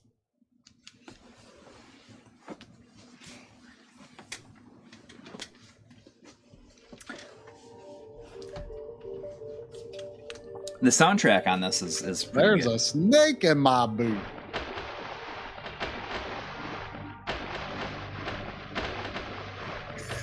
EB Chill says, if I meet Tom Hanks, I'm going to tell him he sounds like Triforce.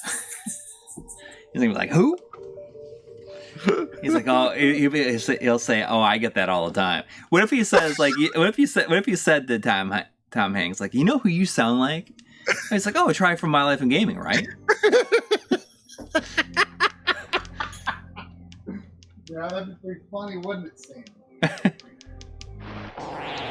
Funny.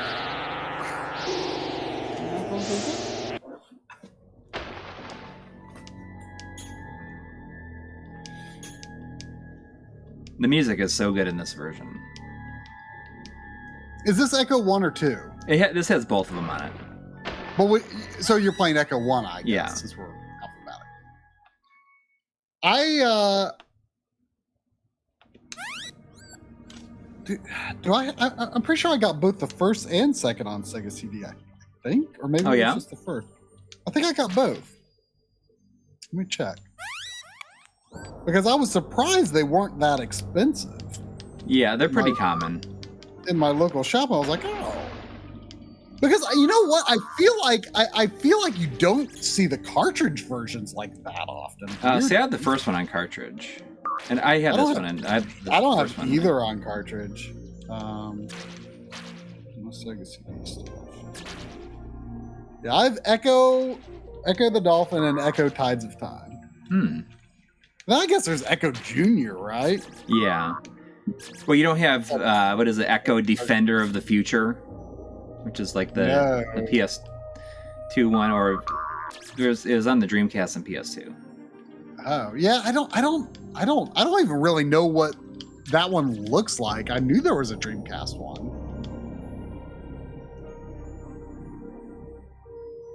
Like these games definitely kind of fascinate me. I'm looking forward to playing. They're tough. They are really tough. I've heard they're tough and weird. Yeah, but they seem pretty cool. Like it's got a cool atmosphere. Yes. Like they're very nice looking games, and I love like the jumping out at the top of the water. Died.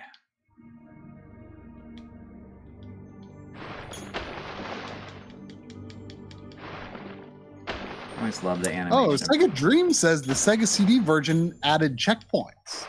Oh, okay. That's pretty nice. Madashi, he says this game looks like a screensaver. In a bad way? I don't know whether to. I mean, I don't know which way to take that. You eat some of these fish. You know, you can eat the fish to get your health back. Apparently, in a good way.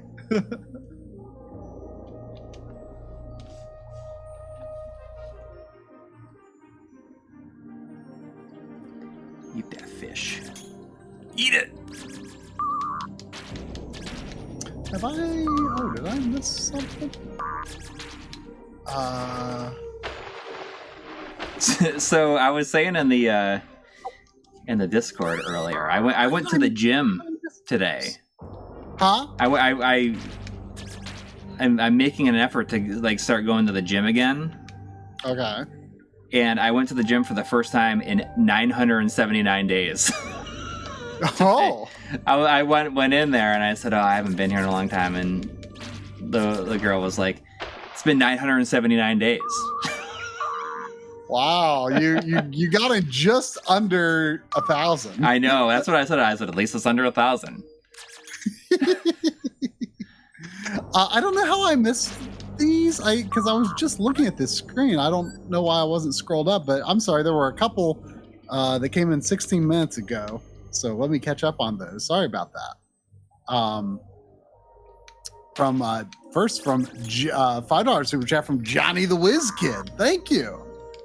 Saying my RetroTink 5X Pro has my Atari shrunk instead of taking full screen. How do I have it display 4:3 so that it takes the entire screen? Using CRT for it. I don't think I fully understand the question. Because you're saying you're using a CRT, but you're using the RetroTink 5X. I mean, Atari, I don't know that much about Atari resolutions. I mean, I assume you're using like a composite mod, I guess, right? If you're connecting it to the RetroTink 5X. I don't have an Atari composite mod, so I've actually never used Atari with the RetroTink 5X. Does anyone in the chat, does this question make sense?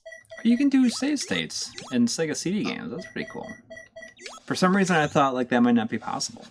But Atari games have a look, you know, like a very chunky, wide pixel look. And I actually don't know that much about like what actual resolution it is displaying and stuff like that.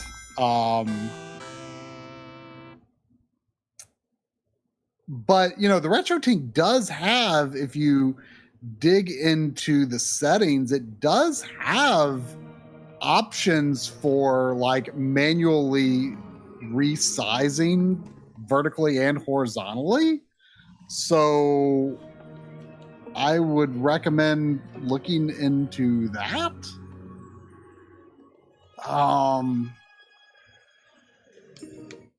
But yeah, I'm afraid I don't really follow and oh, okay, here's another comment. My 7800 is S-Video modded, so I connected it to the RetroTink 5X and then have HDMI to convert to component to the TV. It doesn't display full screen. I plug S-Video to the TV and it's full screen. Why? So then why, if you can connect to the TV with S-Video, why are you doing it through the RetroTink? You know, oh, I know what it is. You're converting HDMI to component, and it's taking like whatever resolution you're outputting from the RetroTink. So you say you're outputting 1080p, and it's outputting a widescreen image letterboxed to your CRT. So when you're doing 1080p, it's got pillar boxes built into it. So you've got letterboxing from the widescreen image plus pillar boxing from the 4:3 image. So if you set your RetroTink,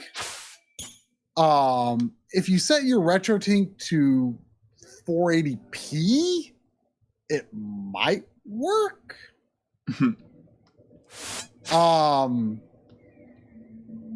But I mean, I think you're going to be getting a better result overall if you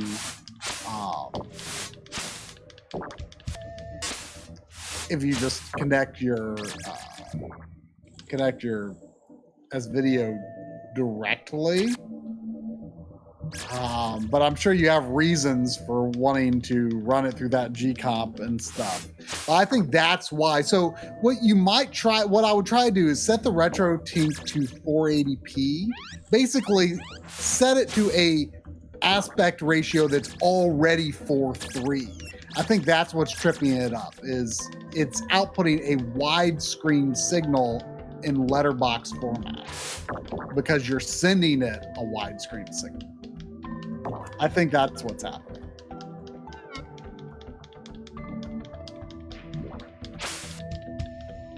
But in that case, you know, you're getting I mean, I assume Atari outputs, does Atari output 240p and not 480i? I assume so, but to be honest, like, I have several Atari systems, but I've never successfully gotten any of them to work. Mm-hmm. The closest thing I've done is using the Atari core from the NT Mini. Like, I cannot get I can't get a usable picture out of them. Like, they need work. Like, I'm pretty sure they are functioning, but just the RF output, I can't get anything coherent out of it.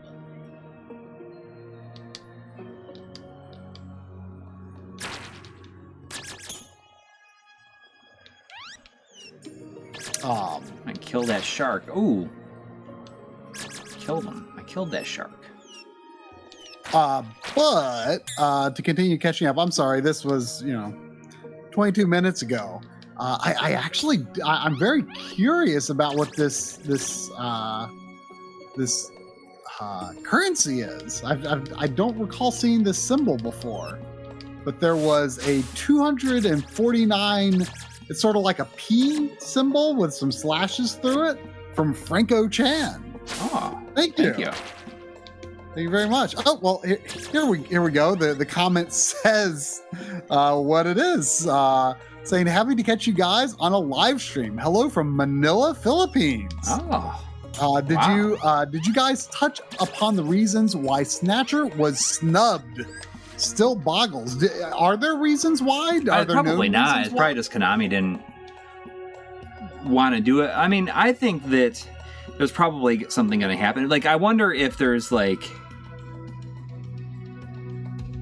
some specific like challenge, like with Kojima in some way, in terms of like the English translation. Maybe. I mean, wasn't there talk not that long ago that Konami was like had established some kind of relationship with Kojima? Maybe. Like, I feel like there was talk about that fairly recently.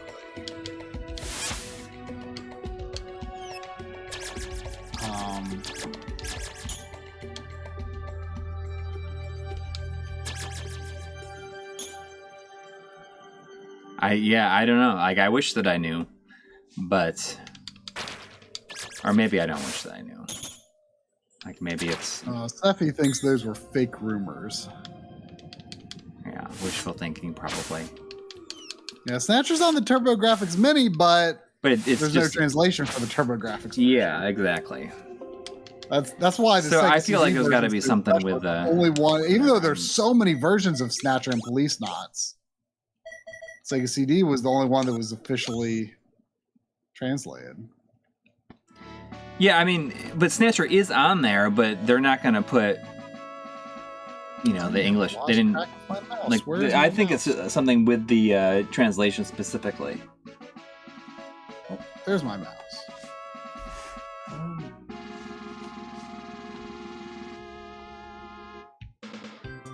But yeah, I'm glad you managed to catch us live. I hope you're still around, because I did not.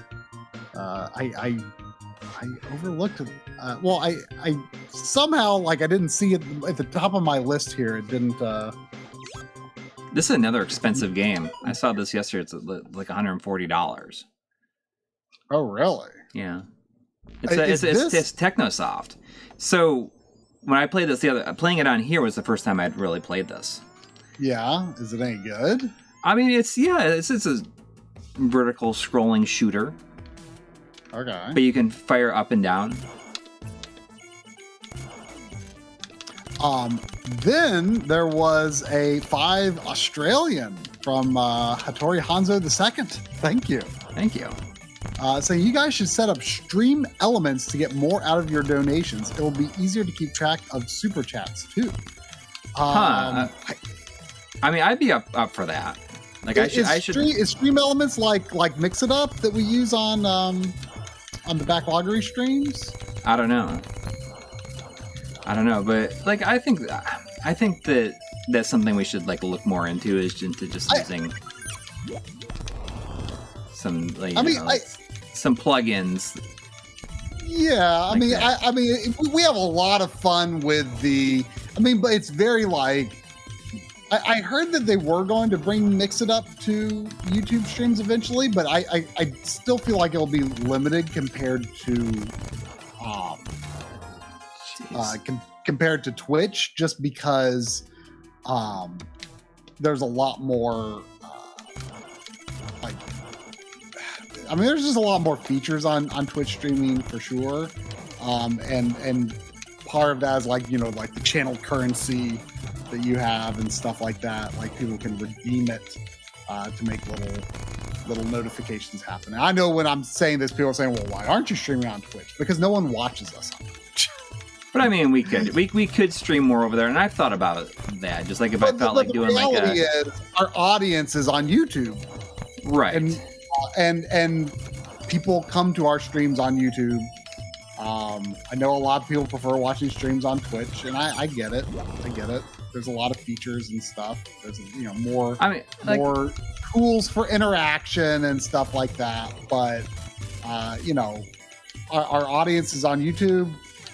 They know where to find us here. We'd never be able to build up the same audience on Twitch. I mean, we probably we could, but we just have to stream, whenever, a ton. Yeah, it it's just it comes down to it's not. I think for us it makes sense to stream on YouTube, but we stream. Yeah, I mean, it makes sense, and it's what. Honestly, if I was gonna stream over there, it would just be whenever I felt like it. I wouldn't have any schedule because, between regular job and family life and everything like that, I just don't feel like streaming more than I stream. Well, you know what I mean? Is that? I think that's completely. I would be fine streaming more often, but the reality is, I just would I'd never get any work done. Yeah. I mean, I just would rather, use. But yeah, it's yeah. I mean, it's not feasible. I mean, you think that people were like, oh, well, but I would watch you on Twitch. Well, you would, but the vast majority of people would never even find out that we were doing it. Yeah, you can announce it all you like, but it's just that people that aren't following you on one thing are just not that likely to follow you on another thing. That's just how. Let's try a different level here. But that said, I think the reason we fall behind on super chats has more to do with just the conversation getting carried away with the conversation more than anything.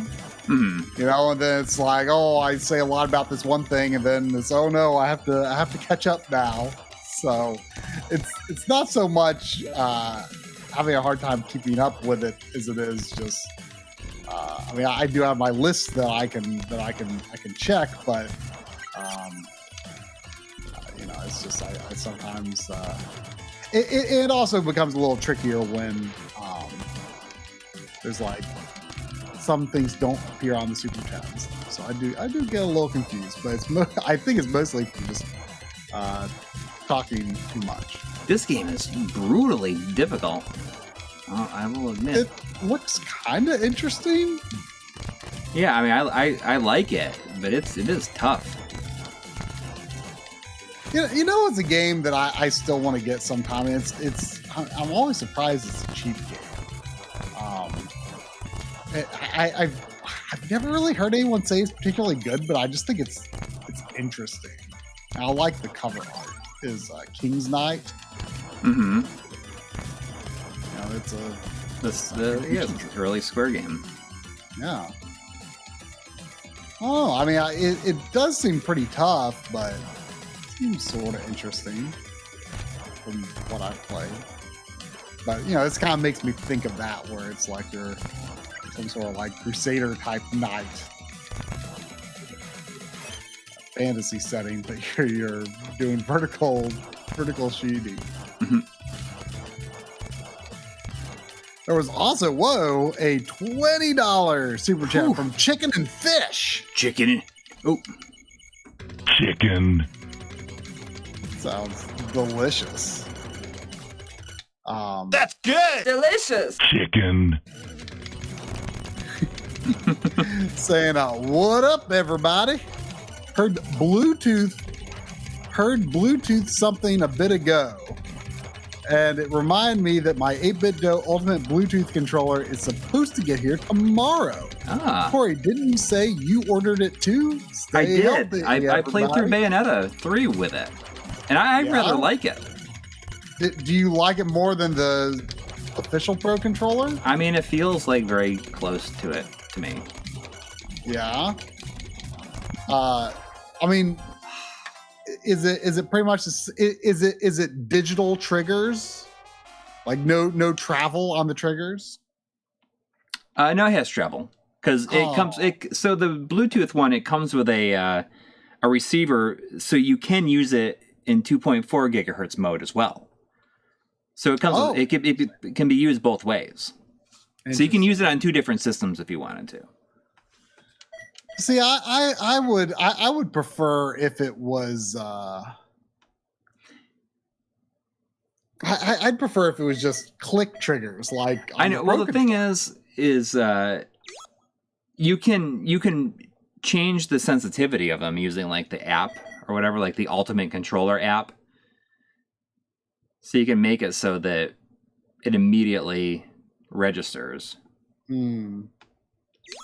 But still, like, I mean, Switch games aren't designed to take advantage of analog triggers. no, but I mean, it's not meant only to be used with the Switch. Yeah. But it does have the buttons in Switch positions, right?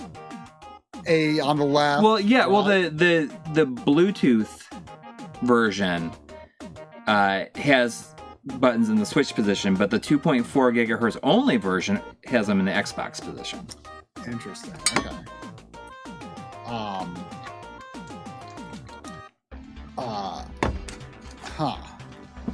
I mean, I like the Switch Pro controller aside from the D-pad, of course. Yeah. So this, really quick, I feel like this might be the best game on here. It's like the one I played the most. Is a port of the Fantasy Zone arcade game. Oh. So what's kind of interesting is it uses an SDK, like a specific SDK. It's like SG, the Sega Genesis Development Kit. So is this like just some M2 wizardry here? Yeah, well, M2 used the Genesis Development Kit to make this, to port it. That's kind of crazy. Yeah. Yeah. So I think that Joe was saying like this might be the first time it's been like, what? How arcade perfect is it? I mean, I think it seems pretty darn close. Yeah. But this is apparently the first like commercial use of it.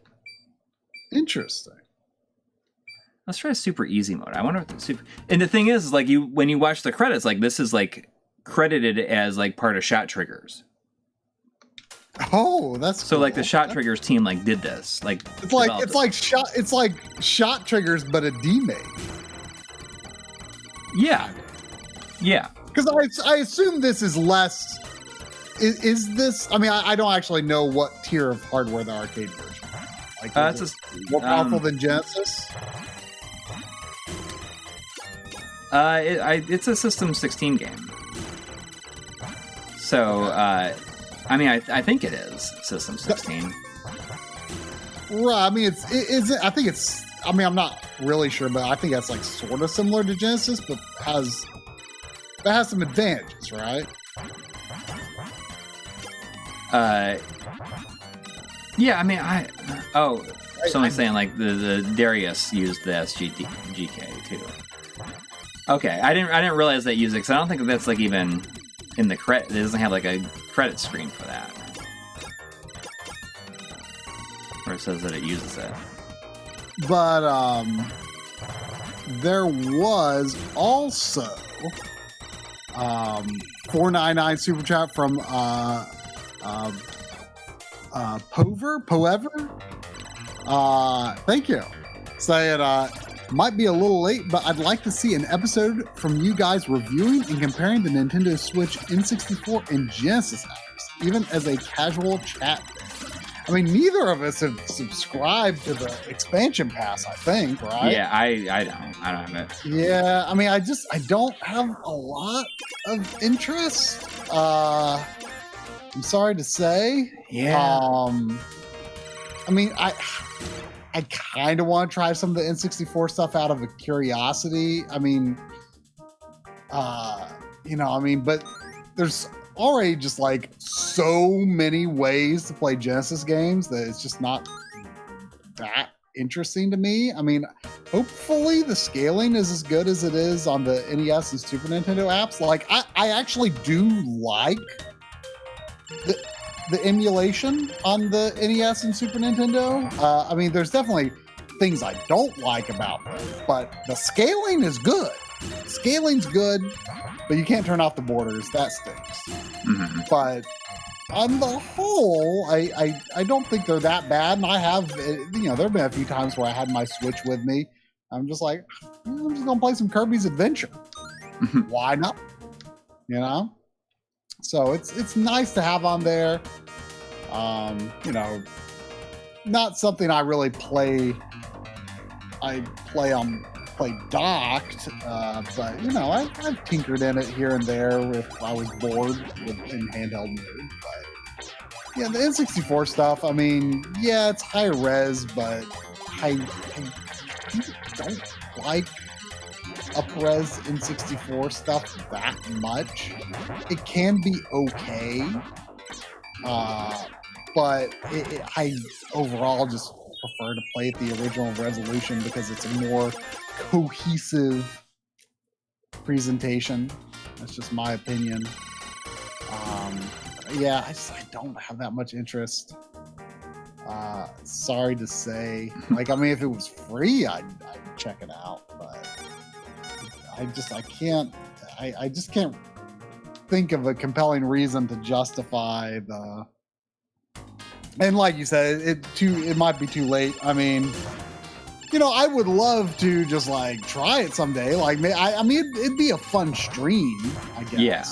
More than anything, just going through those Switch Online apps. That would be the context I would have the most fun with it for sure. Would be streaming it. I don't know. I honestly haven't even paid that much attention to, like, I don't even know what games are on it. I don't know. I mean, I know some, of course. I know the whole, Pilot Wings, kind of brought a lot of interest because it originally ran at uncapped frame rate, but I've heard that actually breaks things. Oh, like Pilot Wings? Yeah, like apparently, like I saw a video where you actually like can't. It's difficult or maybe impossible in some situations, at least, to actually gain altitude in the Birdman mode because like the strength of your flaps like is tied to the frame rate somehow. Yeah. It's kind of bizarre. I would have fun doing it in a stream, but I don't know. It'd be hard to. And as it is, I'm like on a. I mean, both of us are on a Switch Online family plan. Yeah. Like no one else that's in on that like would have any interest at all. So that's another challenge. That's another challenge to it. There are definitely a lot of impediments in the way of trying that, for better or worse. But then there was also a $4.99 from Madonna Sheehy. Thank you. Saying, we love your streams because it's just like hanging out with friends, not like a cliche Twitch stream. We love the Sunday night tradition. Thank you. well, thank you. Yeah, that means a lot. Like, I mean, that's like what we like about it too. Yeah. I mean, it's just meant to be a hangout, and I guess a place where people just like to talk about old games and old hardware and stuff, familiar faces week to week. I mean, I do have fun streaming on Twitch for the backloggery, but it's definitely. I mean, there's different reasons to stream on Twitch versus YouTube. I mean, just different vibe, different atmosphere, different people show up. We definitely do have a lot of fun with like the alerts that we can do with mix it up on Twitch and things like that. I'd love to integrate something like that on our streams here someday. I'm not sure if the tools are available to really do so yet. And even as it is, like I think like Mix It Up is like actually kind of difficult to use. Like you it takes some programming, basically, I believe.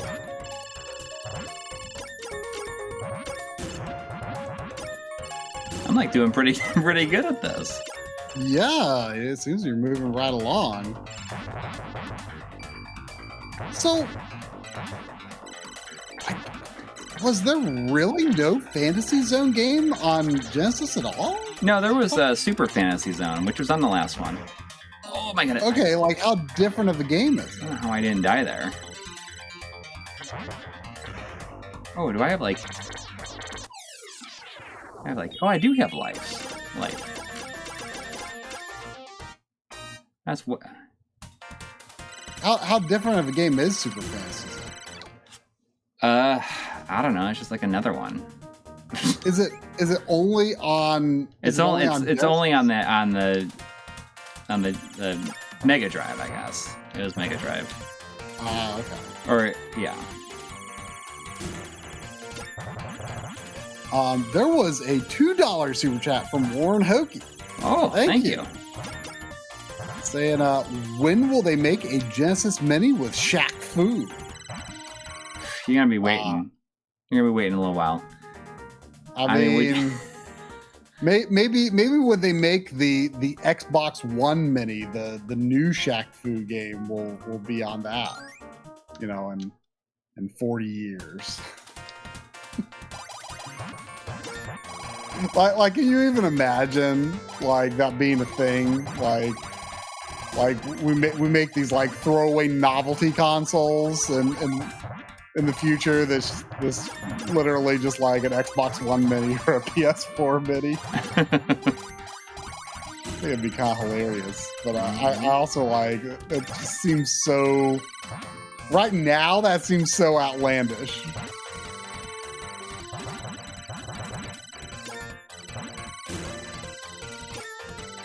And there was also, with no comment, but there was a $5 super chat from Mega X6. Thank you, as always.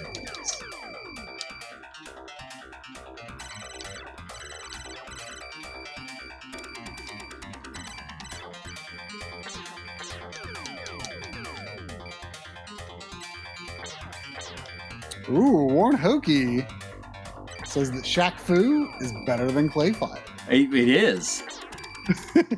And like in the Genesis version is the best one. I can't remember if I've ever played Shaq Fu.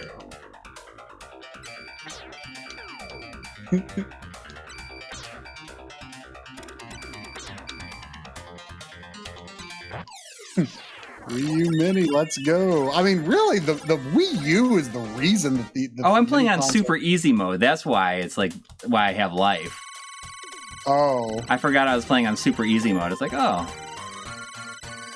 I mean, I think the Wii U is that's why all the money like warps, like sucks into me. That's why I have a life bar. Suddenly everything makes sense. But I can beat the game on super easy. But I mean, I think the Wii U is the reason that many consoles exist, because I mean, Nintendo made the NES and Super Nintendo Mini really just as like filler for was the Switch out when the Super Nintendo Mini came out? I can't remember, but it wasn't when the NES Classic came out. But that kind of started the whole trend. I mean, there had been like throwaway like Genesis things before, but like no one like took it semi-seriously until Nintendo did. Man, you know what I just realized, and I'm actually glad about? What's that? There's like no announced like novelty Nintendo thing this year, is there? Like a hardware thing, like a Game & Watch. Oh, I guess not. Not yet, at least. I'm honestly glad. Like I I hate myself for buying this. Like I can't not buy it, but like I have no use for it. I mean, they look cool. I can't believe I survived that. They look cool. But like I've probably booted them up literally one time each. Oh, there's like no way to get away from him in time. Like, how would you do that on a higher difficulty? I don't know. Well, Mega I'm sure there's a way to says do he it. plays the Zelda game and watch quite often at work. I mean, that's cool. I mean, I wish I had a use for it.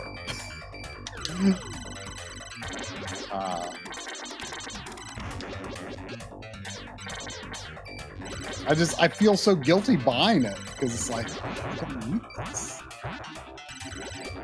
But it's like a cool Mario and Zelda collectible. I need it.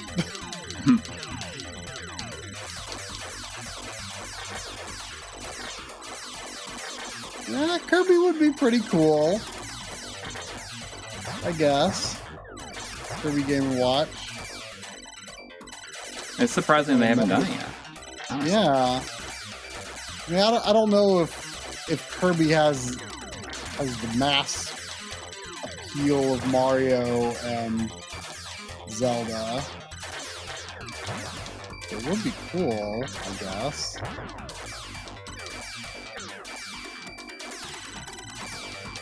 I would almost prefer something like just like a Tetris game to watch, you know?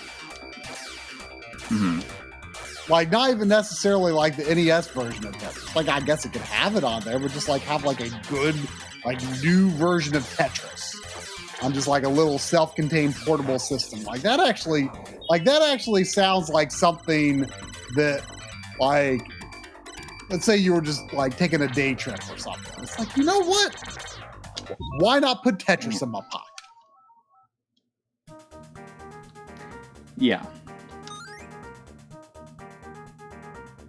Makes sense. Oh yeah, Donkey Kong Game & Watch would be kind of cool. There's like a number of actual Game & Watch games that could be on there. Plus, if Donkey Kong 94 was on there, that'd be a pretty heavy hitter. That would be cool. And it would actually also be cool if, I mean, actually, something that would be really neat is if they released, like, what if they made like a dual screen Game & Watch with with like, for example, the like the Donkey Kong, the Mario versus Donkey Kong games that were like, some of them were only on DSiWare. Like that would actually be really cool to like take some DSiWare only games and put them on a dual screen Game & Watch type thing. That would be really neat, actually.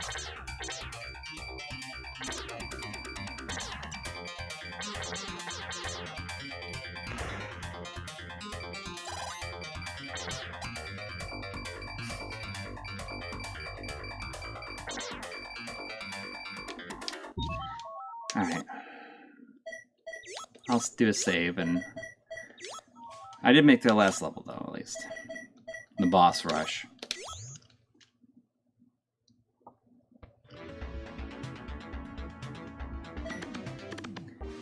So I'm gonna start skipping some of the games. I've been like playing everything. But there's like no way that I'm gonna be able to play everything here if I don't start skipping some. Like I want to skip Fatal Fury 2. Yeah, I mean, I gotta play Final Fight CD. Of course. I mean, this is like a great inclusion right here. Wait, pull your sons on here? Is that a Sega CD game? No, it's exclusive. But it's 2-player only. Really? Yes. So they made that conversion just for this collection? Yeah, but I guess they didn't have the time to finish it completely. Or, well, I mean, so it just has the versus mode in it. They probably couldn't justify programming AI for it, I guess. Right. Is what I would guess. That's kind of crazy. Cloud FF772,000 says best home version of original Final Fight, and I agree with that. I mean, this is the one I beat.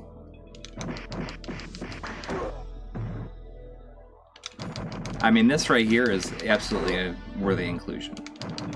For sure. I love the music. Yeah. Well, the music is really what makes it. Yeah. Well, honestly, I mean, like and the fact that it's pretty darn close to the arcade version. Yeah, but I mean, like I own the arcade board for this. But if I could have the arcade game with this music, that would be my preferred version. I actually don't like the arcade tone that much. Just like the feel of the arcade game itself? No, I mean the tone of the music. Oh yeah, that's what I mean. That's what I'm saying. Like I wish that I could have the arcade game with this soundtrack. Yeah. And yeah, I mean, I think that's true for a lot of CPS1 games. Like I just don't really like how they're so like high pitched at times.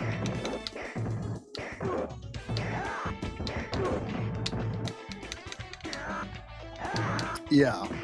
I mean the low pass filters can definitely help on the Mister, but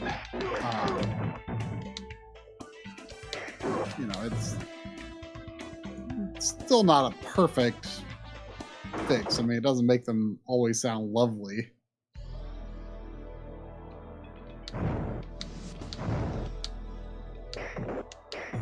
Yeah, I'm really curious about that. I mean, it's too bad you can't really play it, I guess, but... Play what? That you can't play... Puyo Puyo? Puyo Puyo.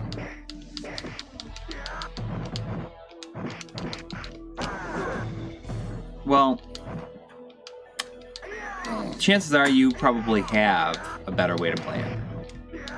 Oh, absolutely, but it's just that I've not seen Puyo Puyo Sun on a 16-bit system because it was ported to it was ported to like PS1, Saturn, and N64, and Game Boy Color. Hey, Sandy. I just want to get to You come up here to see me? the level 2 music.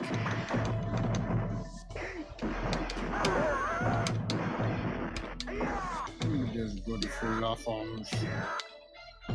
Look at this good fluffums. This is the game that popularized Capcom's, like when you get hit with a firebomb, like their entire body becomes engulfed in flames. Oh. I mean, I think this is the first time they did something like that, and it cracks me up. Like they're literally burning alive completely. Like their entire body is just in flames.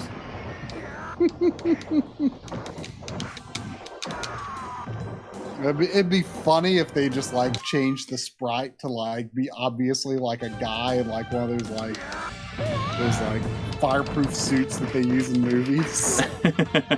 You know how like you can sometimes tell it's like really obvious that they just swapped the actor out because it's like all bulky looking. Yeah. I mean, the existence of this game is justified by this music track alone. Yeah, this is a good one. There was a $2 super chat from Warren Hokie saying $2 just because Sandy is the goodest. Are you the goodest? Warren Hokie thinks you're the goodest. Yeah. He's the goodest.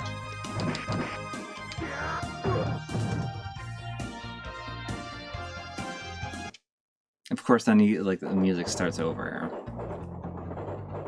Yeah, I definitely. I mean, I can't hear it right now, but I definitely remember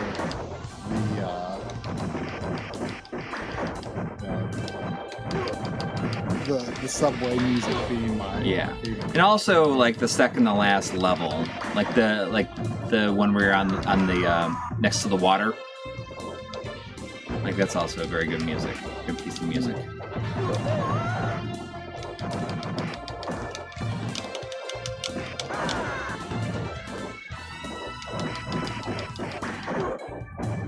You know what's so dumb is that, you know, I have this game disc only, but at one point in my life I had 2 complete copies of it.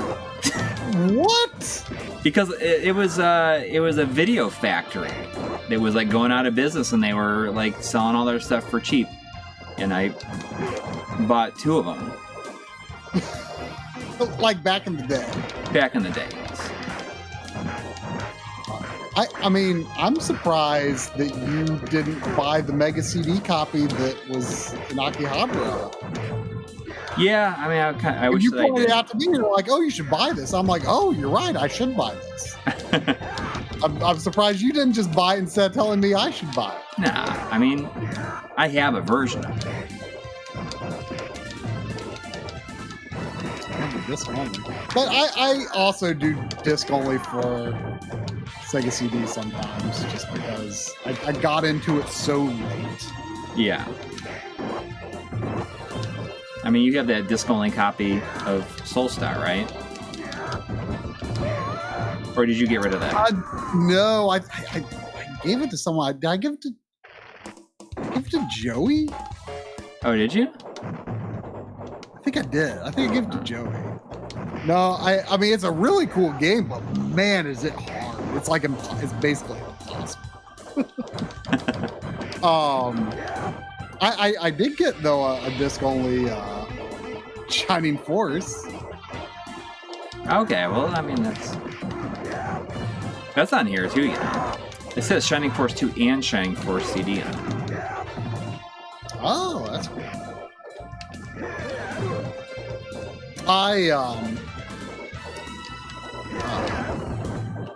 I saw at the Grid the other day, I saw a complete sewer shark. Oh.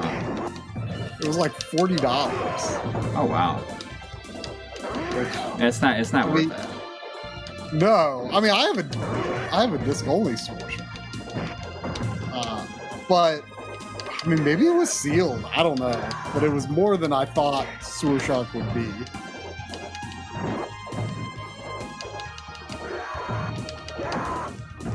I don't know if there's like a few different variations of packaging for it. Like, is there a version that wasn't a pack-in? Yes, yeah. So maybe It wasn't a pack-in at first, for sure. It was in a cardboard box, and I think that there was one in a blue clamshell box too. I don't know which is like more collectible, I guess. Eric Fox with a $10 donation just to say sewer shark is not worth $40. LOL. Is it worth what you just sent us? Yeah, I mean it's worth $10. Yeah, which might be what I got it for. I think I got it for free because I bought it at the same place I got that disc-only Shining Force CD, and the guy was like, you could just have the sewer shark for free. Yeah. Well, Sewer Shark is really only worth it so that, you know, I always say this, but my favorite part of the entire Sewer Shark game is like when you first launch out of the, like in the intro. Mm-hmm. And the guy, the pilot says, you know, we're ready to launch on 3. And then just says 3. Yeah. I love that. Do you ever do that with your kids? Just like, okay, I'm going to count to 3. 3. Yeah. All right, we're gonna go on 3, okay? Sewer Shark. It's kind of hard to say. Sewer shark. Sewer shark. Sewer shark. Of Sega CD FMV games, what was the deal with the thing that you retweeted? It seemed like some Jim Riley thing was like recently. Oh yeah. The one released. Yeah, like a Sega funded FMV game, and it seemed like, based on what I saw, like it almost seems like kind of Myst-esque. Okay. But I talked to Joe who played it, and he said it makes no sense. It's horrible and it makes no sense. But it was like I briefly looked at the article that was in that retweet. Like it was it like one of the last Sega things that Jim Riley did? Yeah, I think so. Because I think it was expensive too. I gotta pee real quick. You guys can watch the Game Ground while I don't know if the Game Ground title demo is any good. It can't be as good as the Game Ground box art. I kind of want to have Game Ground just because the box art's so good. Everyone look up the Game Ground box art, because I haven't seen it since Coury got it at the Long Island Retro Gaming Expo several years ago. Game Ground Genesis box. I remember it being kind of awesome.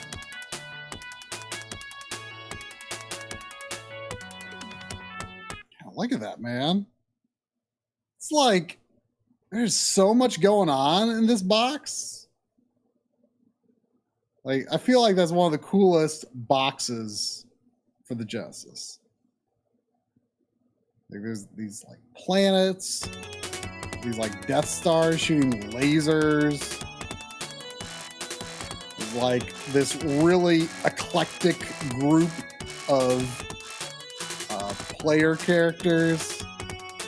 It's a great box. It just makes me want to play it. Makes me want to buy that game. Like if I had a Sega Genesis and I saw that box in Toys R Us, I'd be like, I want that.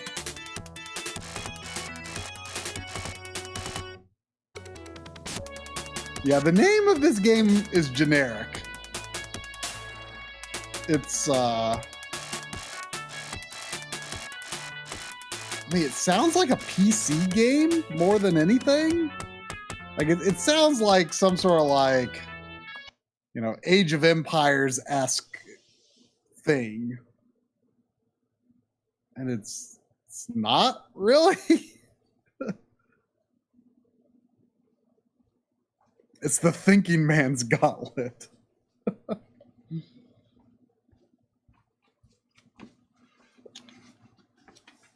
I have not put enough time into Game Ground, but Coury really got into it when you did the Sega Ages Part 2, was it? Yes. Well, because you bought this game, you bought the Genesis version at Long Island Expo, and that was, you just finished the episode before we went there. Because it released while we were there. Right. Game Ground. Sounds like an electrical engineer game. Okay, so hang on. I got a Henry Clark coming through for me to... Here, I just gotta see if it's up here. Oh, here we go. Fresh meat. Fresh meat. What was that from again? From Diablo. Ah. Fresh meat.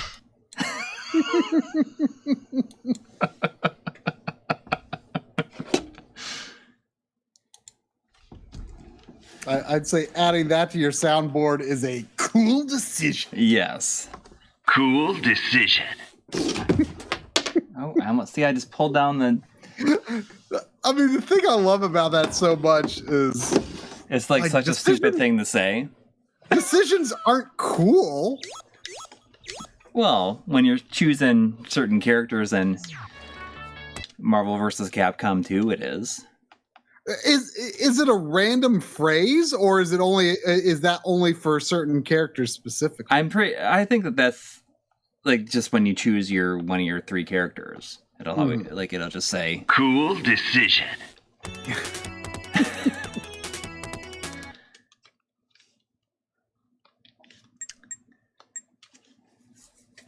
Yeah, this game right here is I like it. I did. You used to not really care. No, because I mean, if you just saw screenshots of this, you'd be like, what the heck is this? Right? Like in a screenshot, it would not look like something that's like even worth like wasting your time with. Yeah. I mean, do later levels even have screen scrolling? No, I don't think that any levels have screen All scrolling. static background. Yeah, I think so. But maybe not. I mean, I'm not going to say that like that's what it is, like definitely the case, but I feel like it is. I mean, I was saying when you went to the bathroom, like, I still think that the Genesis version of this has one of the best box art. Yeah, it's pretty good. Like it just looks so exciting. It's like something you want to play, you know. Can you play 2-player with a second player controlling like the other dude following you? I don't know. I never played a 2-player. If you could, it would be a cool decision. I mean, honestly.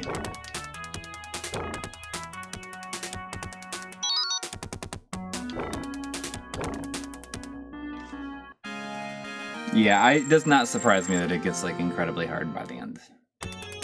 Yeah, the music is really good, but it's just like the same track.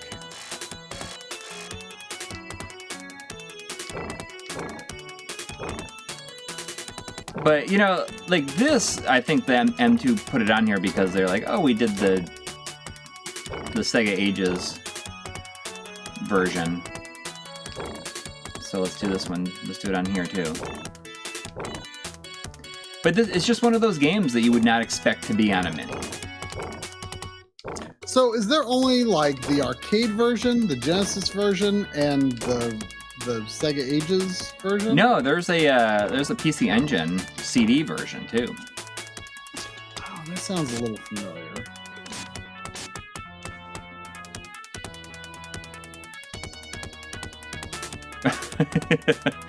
Michael's Workshop is saying, Coury, how was the improv thing this week? Asking for a friend. It's great. Like, I think it's so much fun.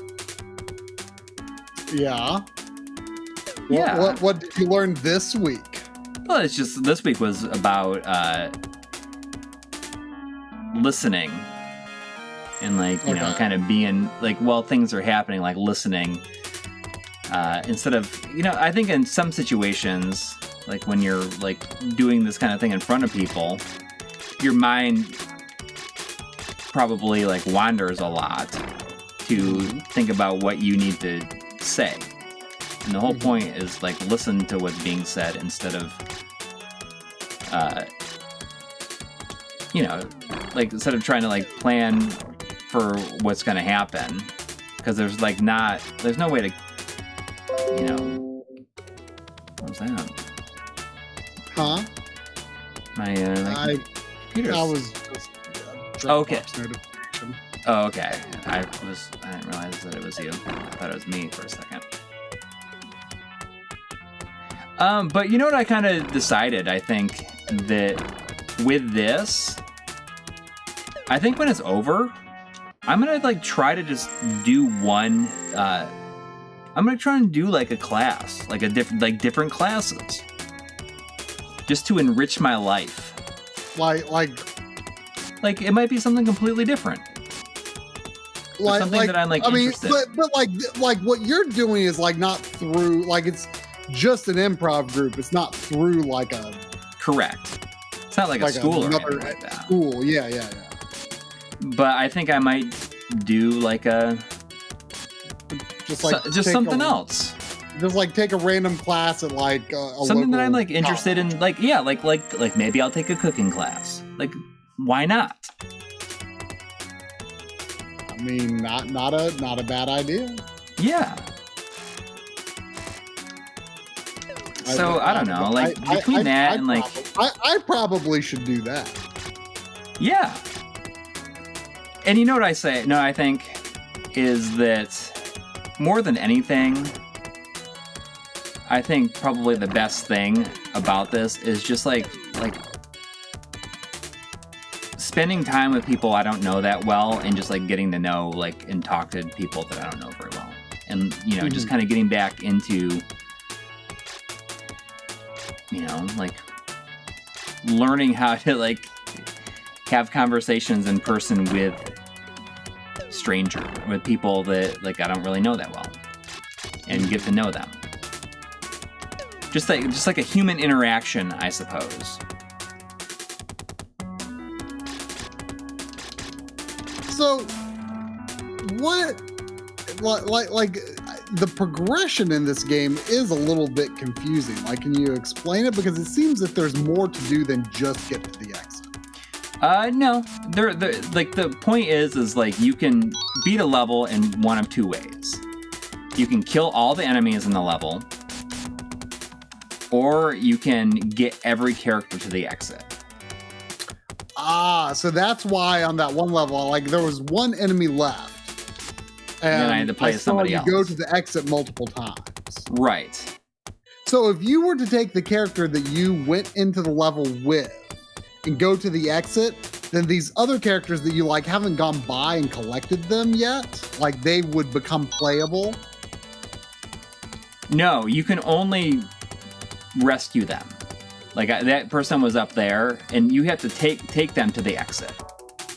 I see. So you only have to take activated characters to the exit. Yes. And you have so to. So if you don't, if like a character looks too difficult to get to, you can just ignore it. Yes.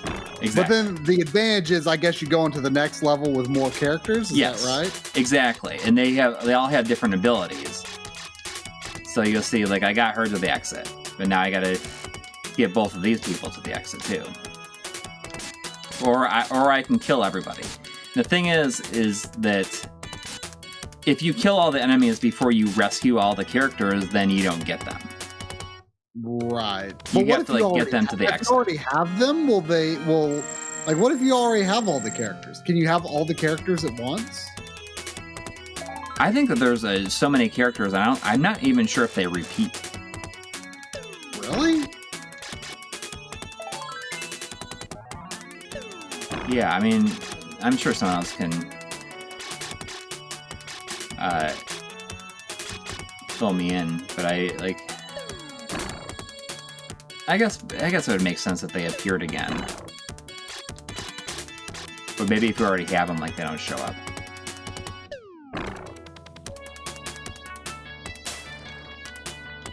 Saw a notification that someone pledged via, I assume, Patreon? So, like, I mean, I don't know, like, what are some... People in the chat, like, what are some other suggestions you think of, like, classes I should look into? So when I went to the thing yesterday, you know, Joey was telling me about this. He's like, oh, I've been kind of doing something similar. He said, I've been taking a sewing class. Just, like, learning how to sew. Because he's like, I've always been interested in, like, fashion stuff. So that was, he's like, I decided to do that. You know, I think like cloth is like magic. Like cloth baffles me. Like, how is it that that cloth has existed for, you know, I don't even know when cloth was properly invented. But like all these like fine thing. I mean, I'm sure, you know, it was much looser weave in the earlier days, but like it's just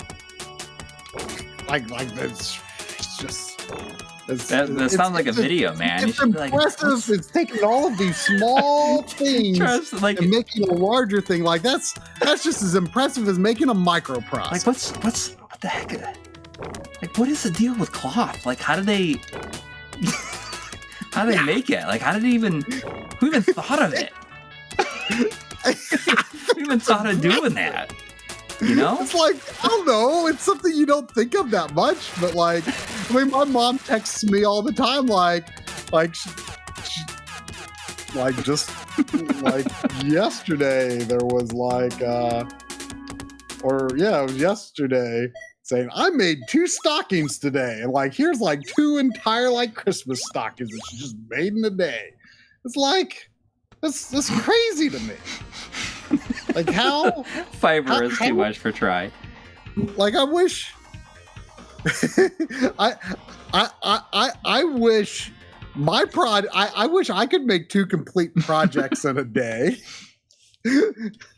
Okay, so have you played Golden Axe 2? I can't remember if I have. Okay. Well, I guess that says everything. Everything that there is to be said about it. I mean, I think that the opinion for people is generally like they like it, but but Chris was like, "Oh, do you like Golden Axe?" I was like, "No, I hate it," and he's like, "I do too." I mean, I thought most people didn't like any but the first, but like it was John Linneman, I think, maybe John and Ani. Well, yeah, he likes the third one, and at least the third one tries to like do something. There is like no. It feels like you're just like cutting through paper. These guys in this one. Yeah. Compared to I mean, if there was no first Golden Axe, then like I'd be like, okay, it's not that bad. But the first one is just immeasurably better. Mm-hmm.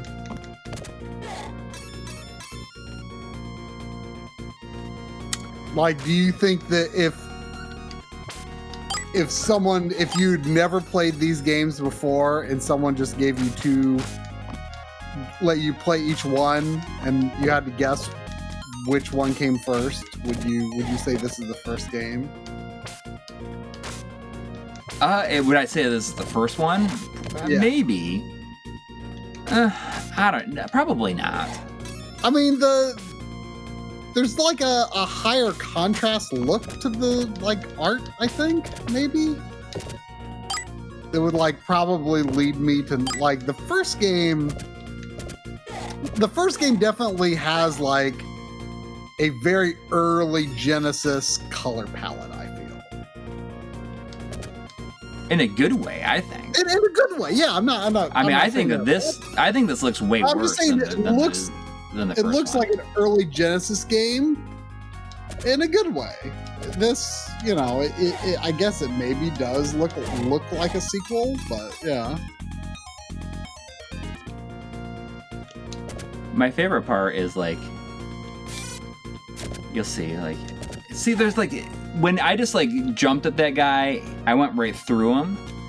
And in the first one, you like actually like bounce off of him. You hit him, but you like stop in place. Joe's in the chat says it's the sound effects that make it feel like you're slicing through paper. Yeah. I mean, the sound effects are bad at this.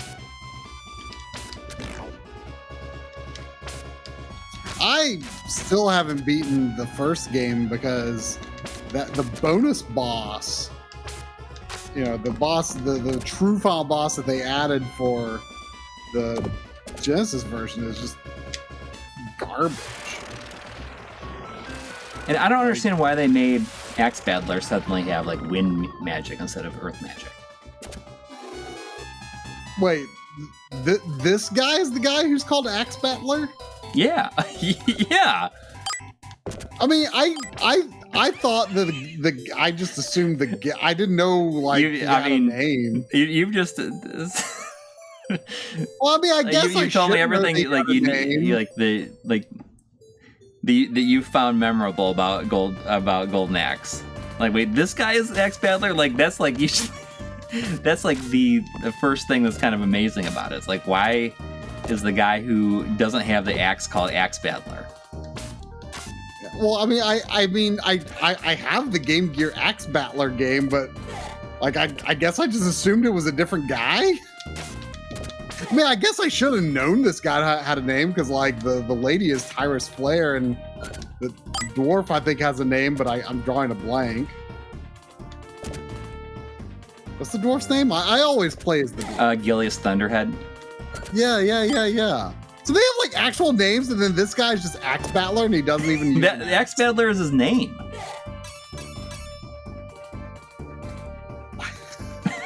I'm like, is it a name? No. I think if your name is Axe Battler, that's the same thing as This is my favorite part, though, is like doing this stuff right here. It's just like coming up here, I can make like every single enemy just like fall to their death, like without doing anything, like just like watch, like it's coming up here.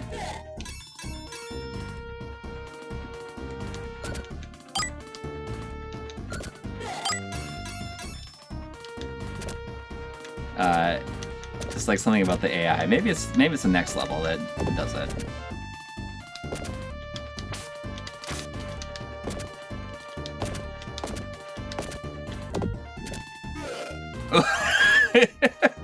All the enemies go ugh, bleh, and then when Axe Battler dies, he goes ugh. Doesn't sound like he's in pain or being defeated at all. He's like, ugh.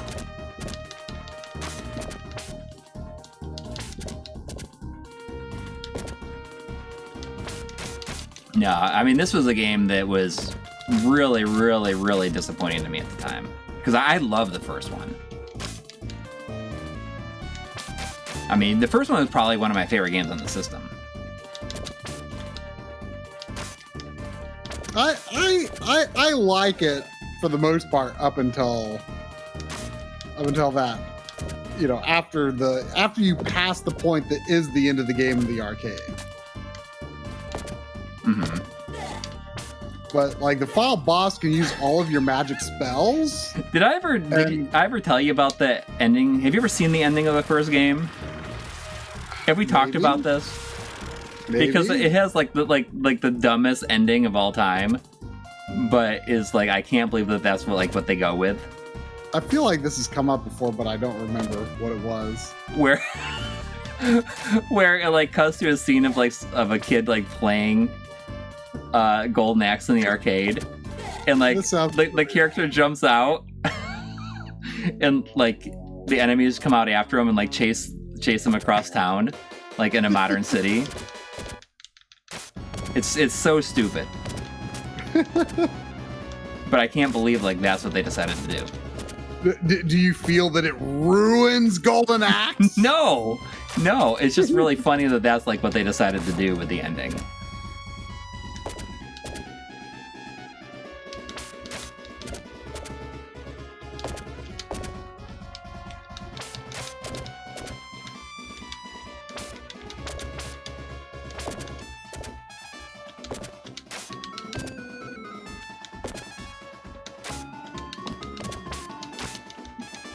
I like that, you know, I hit the guy with like the butt of my sword, but he has no head.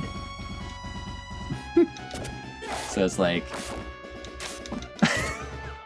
when now the Golden Axe Sega Ages 2500 game, was it a remake of the first or was it something different? No, it's a remake of the first game.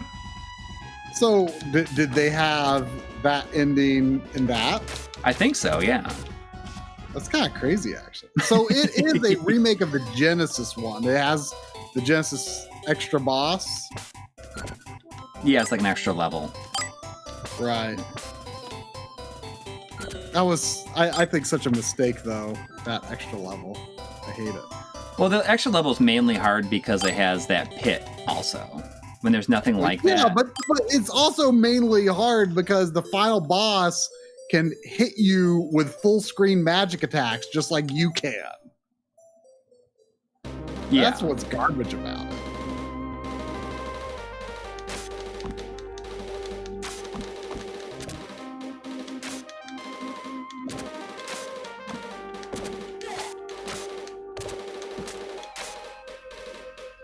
You keep saying that you don't care for this game, but you seem to be kind of hooked here. Oh, I'm just trying to get to a specific point here.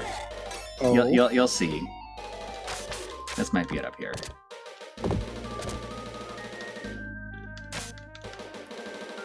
Where I make like every single enemy just like walk off a cliff.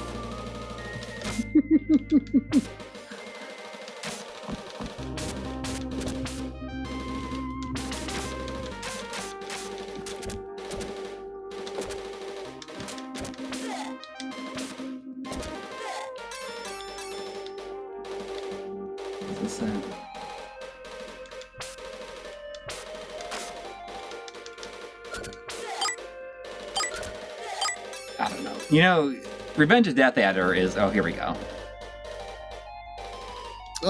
Poker Press? I mean, Coury knows Jim Riley. I don't know if you've had a... No, I mean, I don't know him. Yeah, I mean, we met him the one time. Whoop. Whoop. Yeah, I mean, you haven't, like, kept in contact or anything. Oh, yeah. That's pretty good. like, can you imagine just, like, seeing, like, this guy that you gotta go kill and then just, like, literally taking point A to point B route to him no matter what? Right off a cliff, right? Yeah.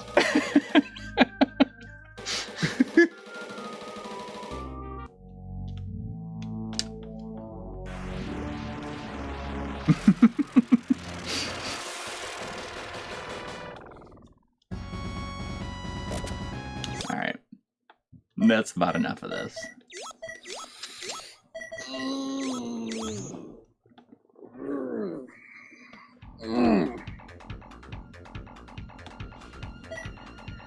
So this is a pretty cool game. We're only in the Like, season at 11 o'clock. oh, is it? Okay. Yeah, I mean, Wait, what were you going to point out? just that Granada's a pretty cool game. It's like a very outside of the box choice for this, and this just feels like, oh, we like this game. Let's put it on here. I know the name, but I don't really know anything about it. You know, I think that this is just like somebody's personal pick. Do you move in the direction you point and then rotate with buttons or something?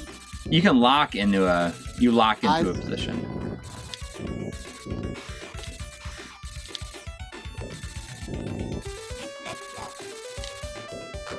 So is it kind of like, I see you've got like a radar, so is it like kind of an arena and then you like clear out Yeah. the enemies? Looks like it could be fun. A lot of renovation games in this. Yeah, exactly. I'm No not sure Albianto they- though, which like I'm not Albianto. sure, like, Renovation was a developer or a publisher? No, they were a publisher. They were like the U.S. branch of like Wolf Team or Telenet. I mean, I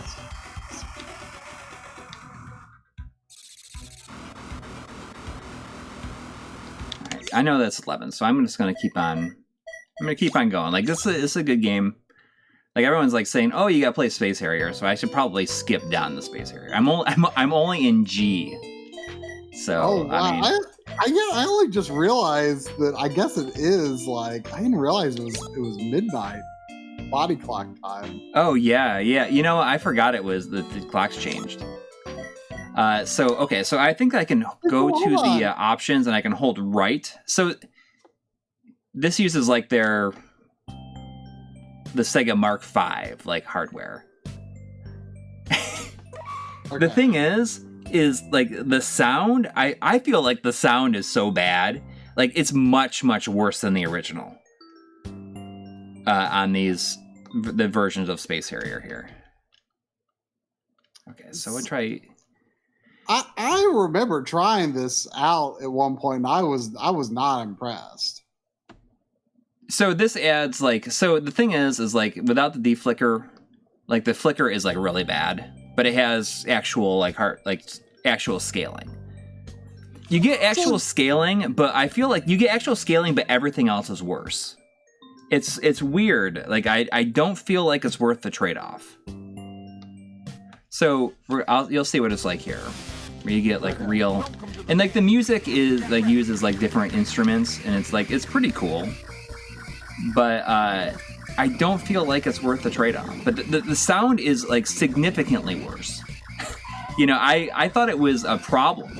I thought I was telling Joe about it. I was like, oh, it's like, you know, we were talking about this, and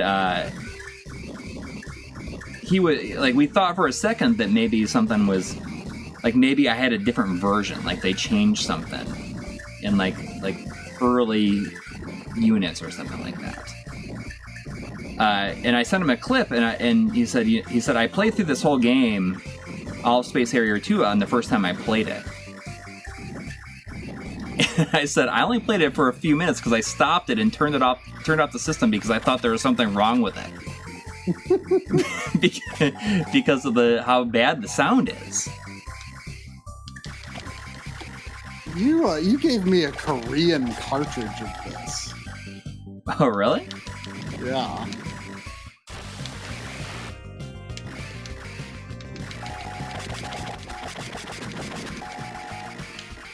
But yes, you get like the extra scale, like the real scaling. But I don't feel it's worth the trade-off. So what is the trade-off other than bad music? Well, all sound effects are bad.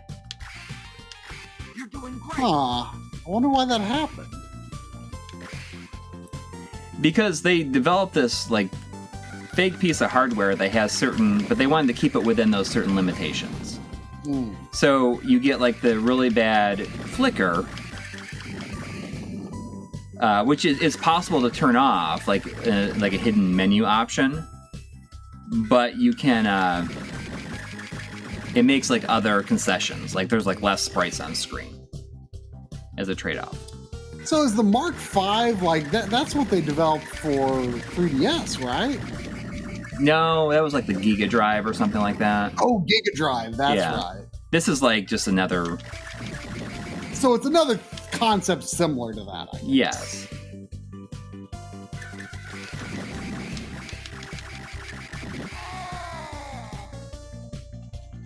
Get ready.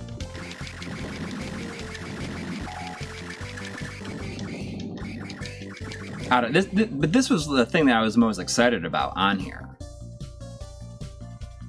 And it would have been great if it had the sound effects of the the original version. But you can really see the flicker here. Get ready. For a split second. But the flicker is even worse on the port of the original game that's in here.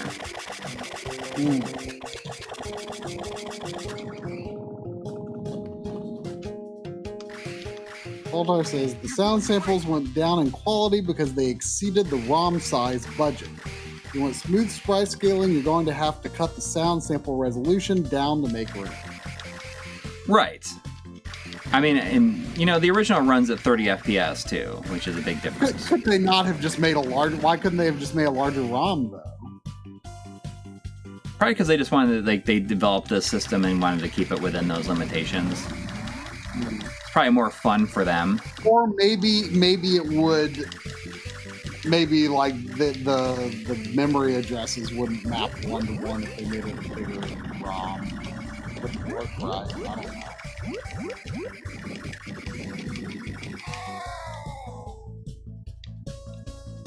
Get ready. Oh yeah, okay, so The original were effing Oh, this is a 30 FPS? I mean, if they were FM, that shouldn't take up ROM space, right?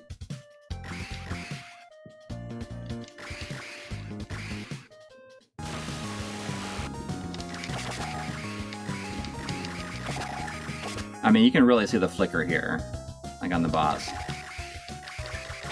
It sure says it does not work on real hardware. Yeah, because, yeah.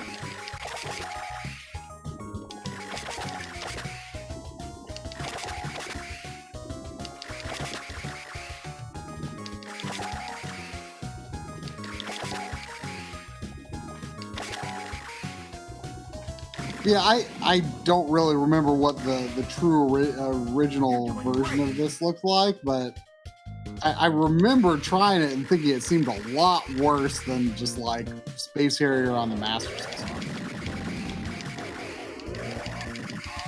Yeah, I mean, I don't know. I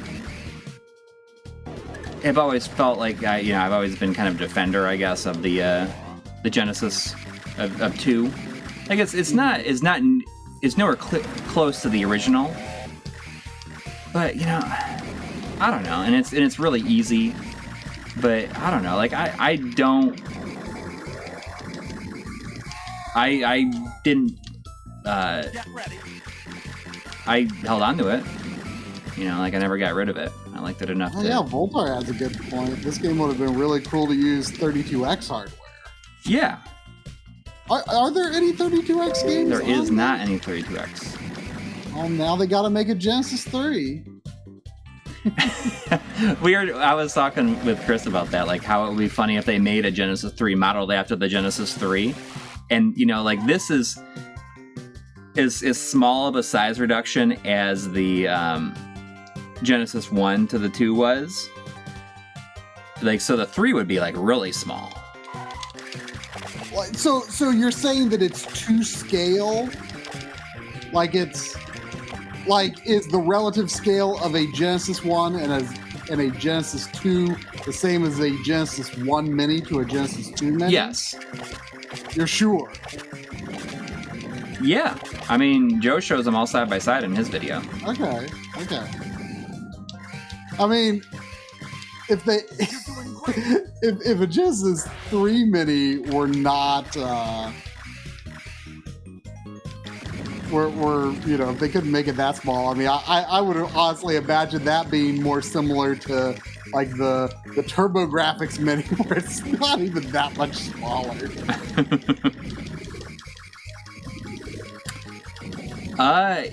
Like I don't know, like what if there's much difference in the emulation from the original. Like I think that there's additional options, and I think that the lag testing that Bob did showed that it's like consistent across the board. Like when the last one, it was never like the input lag was never consistent. And I think this is like a consistent 3 frames or something like that, like across all games, or across like when you're playing a game, it's always 3.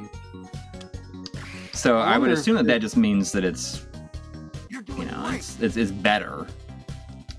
I wonder if the flicker in the sky is messing with your little IPS TV that you've got there. I don't know.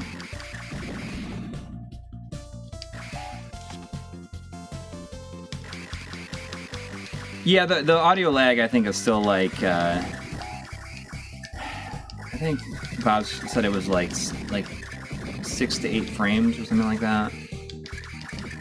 Sounds like a lot, but I honestly don't know how closely that compares to other things they've released in recent years. That's a thing that I haven't had cause to measure in quite a while, actually.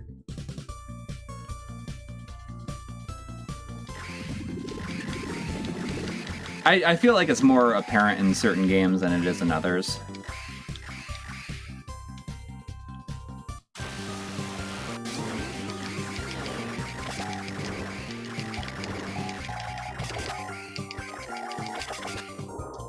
Look at this. Look at this stupid boss.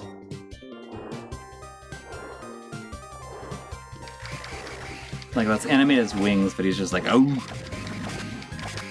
Just like, oh, I love how he looks when he he runs back and forth, and he just like goes forward. You know, it's funny. I've always thought that was funny. It did not look great when it comes towards you. Just because it's just like that. Like, I don't know. It looks like one of the dogs from Ghostbusters. Yeah, from Ghostbusters.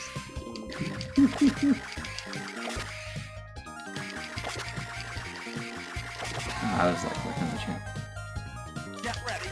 I mean, you know, he's got nothing on the bosses in what's it called? The Famicom 3D system game. Attack Animal Gakuen. Yeah. Yeah, that's got some bizarre bosses, that's for sure. Let's see. We'll play the first, or no, we should. I'll play the first one, and then I'll do the deflicker on the first one.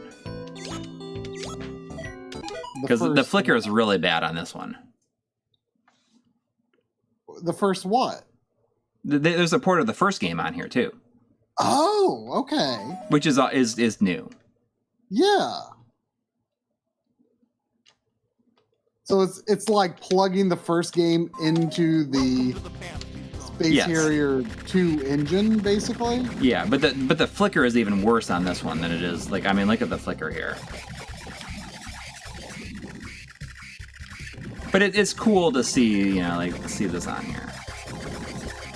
Interesting.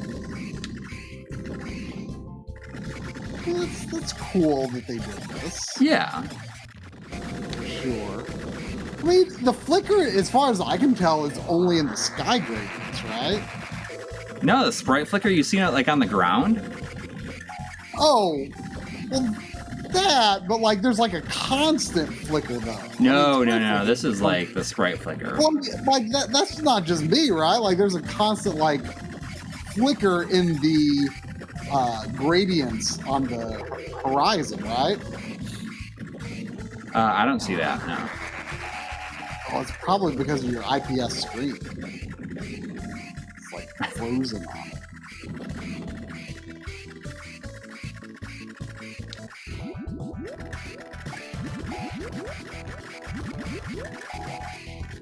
I mean, look at that flicker right here.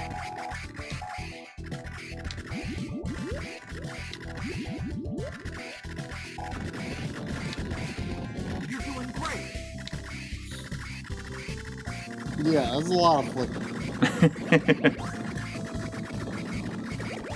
I mean, how much flicker did the Master System have? It didn't have any because of the way that it did the animated, like the each screen, like it's like it's updating the background. So there's no flicker in that. The only downside of that is that you get like the boxes around the enemies. Right. But it never bothered me that much. It still doesn't bother me that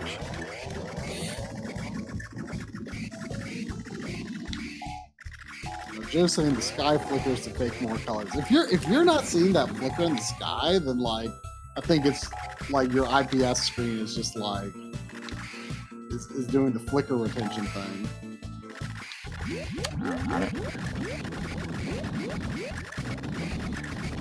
don't know. Maybe.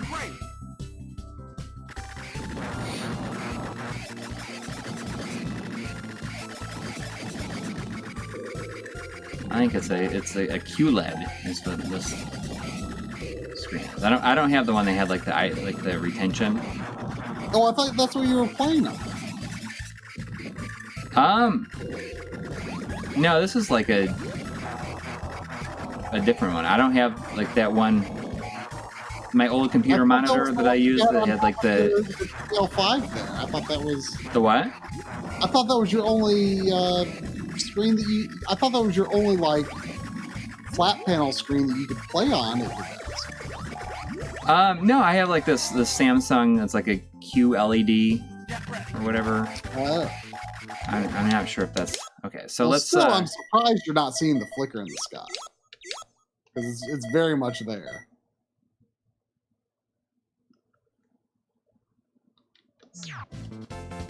Oh, I mean, I can see it like on the lines. You can kind of see like a. Yeah, well, that's what I was talking about, like the gradients in the sky. Okay, well, I mean, I can see it when I pause, but when I was like moving up and down and everything like that, I couldn't. Like when I was playing, I couldn't see it. I mean, sprite flickers, whatever. I mean, I'm used to. Okay, so when I when I hit the mode button, you can see it lock up. Yeah, it's just like the white lines are flashing. Anyways, let me switch and do the let me reset it. When you go back to the menu, scroll back up because there was like one game that I think it was. Well, hang on, I want to do the flicker mode on here. I want to see how it works. The de-flicker mode. So I think 2 is like the one that really it reduces the amount of like ground sprites on the ground.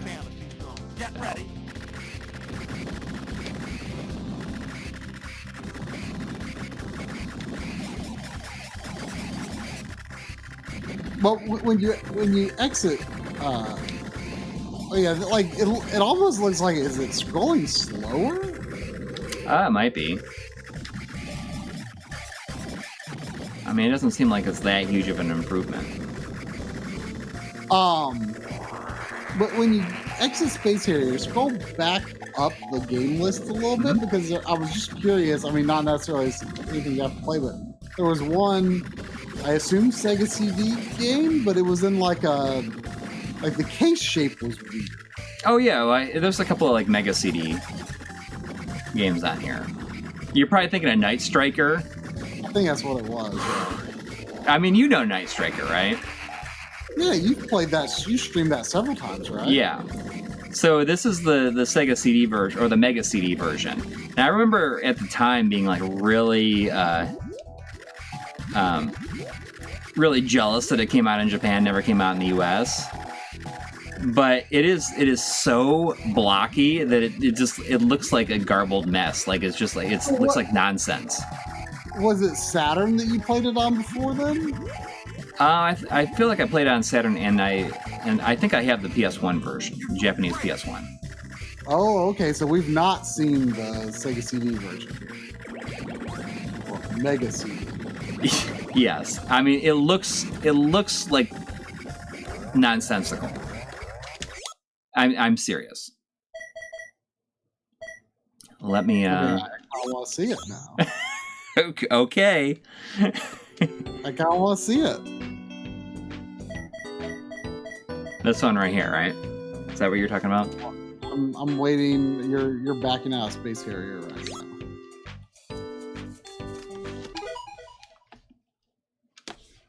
Yeah. Okay. Yeah, it just looked weird and out of place because it's in the standard jewel case.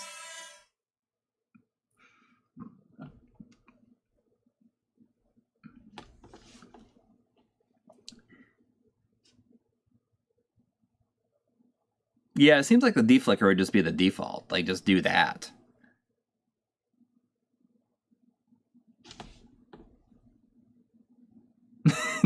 Joe says the Night Striker is the pinnacle of the Sega CD. I mean, it is like nonsense. I'm really excited to see this. I mean, how could it be? It almost looks like a Link, like it kind of like looks worse than a Link's game. Oh man, that's got me really excited. I mean, Blue, what is it? Blue Lightning? Yeah. That's a good looking game. Like, this looks worse than that. That game impresses the heck out of me. Well, this will not impress the heck out of you. You've got some chunky Atari character sprites there, it looks like. Like when it was like showing you from the side? Yeah. I mean, that's what the whole game looks like. Okay, I'm getting ready here. Oh, here we go. Well, this... I mean, the forward movement is pretty smooth. The side-to-side movement, like the movement of your vehicle, is not smooth. The buildings are hideous.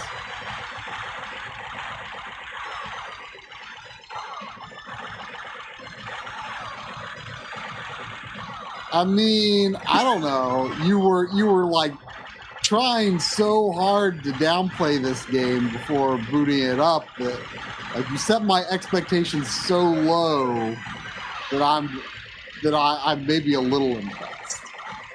Really? No, I'm not. I'm not impressed, but I mean, I think it looks like nonsense. Like you can barely tell what's going on. I can kind of tell what's going on. I mean, I think the road itself, I think, looks good. Well, the road is the only part that looks good. Well, so the road impressed me, and nothing else impresses me, but the road looks cool. I always love the between level music, though. How's the music compared to like the PS1 and? This has like a remix soundtrack option also, which I think is exclusive to this version. But I mean, which is cool, but I don't think it's that great. You mean exclusive to the Sega CD version or the Genesis Mini? Yeah, I think the Sega CD version.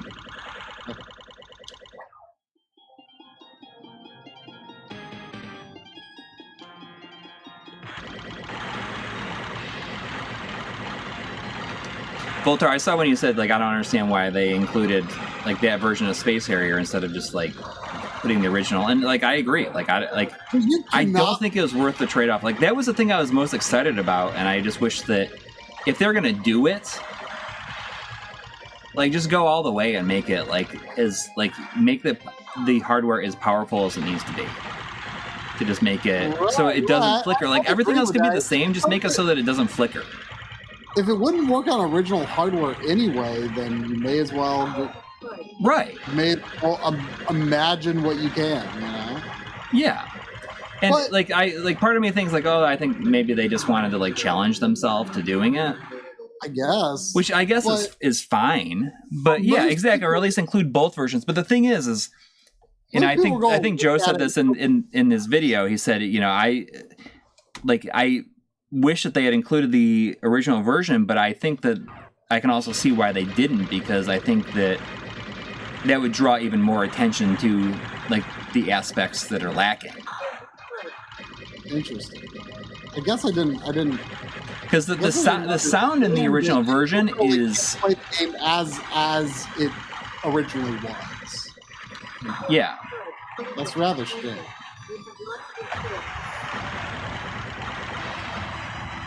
Yeah, or the 32X version. And the 32X version of Space Harrier is really good. It runs at 30 FPS, but it's really good. It was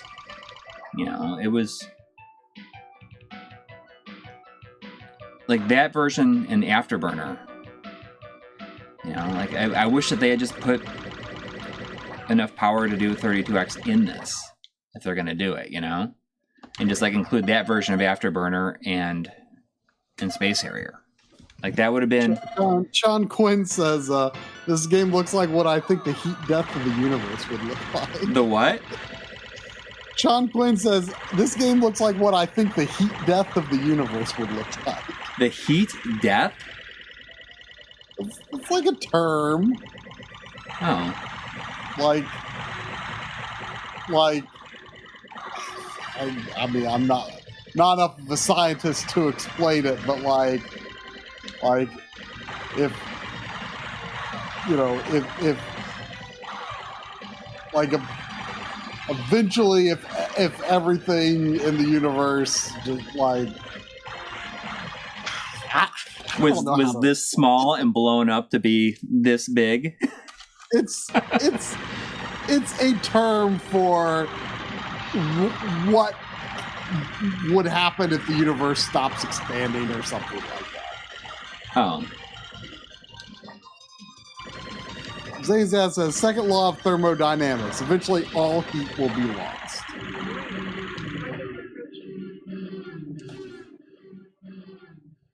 The bottom of the screen just looks like it's corrupted. And that's true. I mean, it does look like corruption at the bottom of the screen. Yeah. Yeah, the flying over the city is probably the ugliest part of this game. I mean, like this looks like nonsense, doesn't it? It is total nonsense. Like if you just like zoomed in on that, like it would make a great like glitch effect for putting in a video. Just like zoom in on that portion of the screen.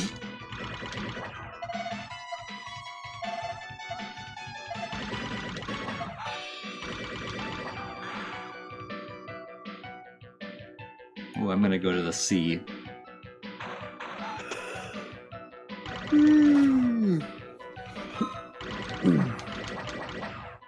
Pause it. Okay. Yeah, you want to see it? Let me get out to the water here, and I'll pause it. Okay. Okay. Just so we can take a closer look. Oh, so like this right here looks okay. Like the water looks pretty okay. Those boats, I don't know. Look at those boats off in the distance. Elsie, I don't think that water looks okay. See, I think that looks better than the city at least. But look at those boats. But we've lost the road, and the road was the one thing that looked good. Yeah. I mean, these boats are probably the most nonsense-looking enemy objects that we've seen so far. Like, I can barely parse that as a boat.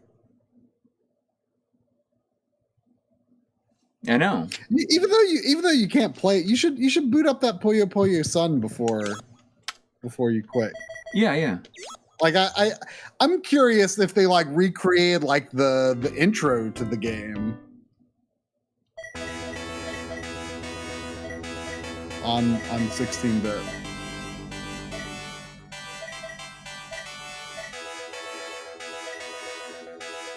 And after that, you should pick like a good one to end on. Okay. I mean, we talked about Populous. I think, really, before I start the Puyo Puyo, I think that Populous is such a weird choice because that originally released like unlicensed on the Genesis. Oh, that's right. That was was EA's first game that they released. That and like Budokan and Budokan and Zany Golf. He had the cardboard boxes, and it was unlicensed, which I think is like a really weird choice. And like, Rangerx is on here. Yeah, Rangerx is on here. And what I think is also really funny is that they had to change the box art for Outrun because they can't show the back of the Ferrari, I guess. Ah. So you see how I just think it's really funny that it says Outrun twice.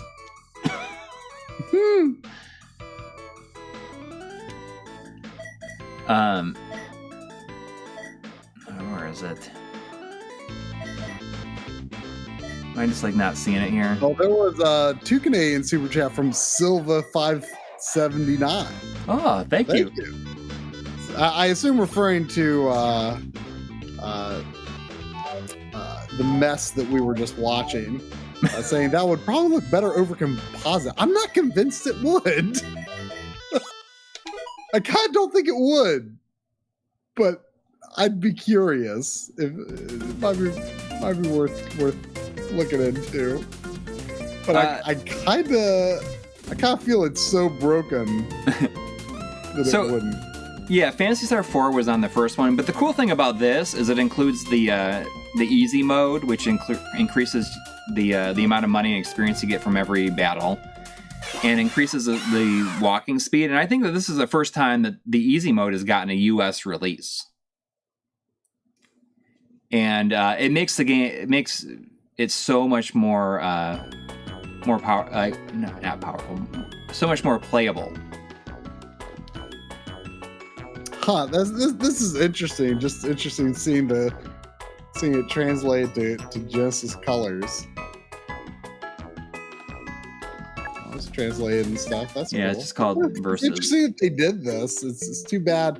I'm sure it was a matter of programming the AI for Genesis. I'm sure that's why. Yeah, they just probably didn't have the time to do it either. Like, just like, yeah. But it's a cool idea. It's a oh, that's a really cool. I love that menu.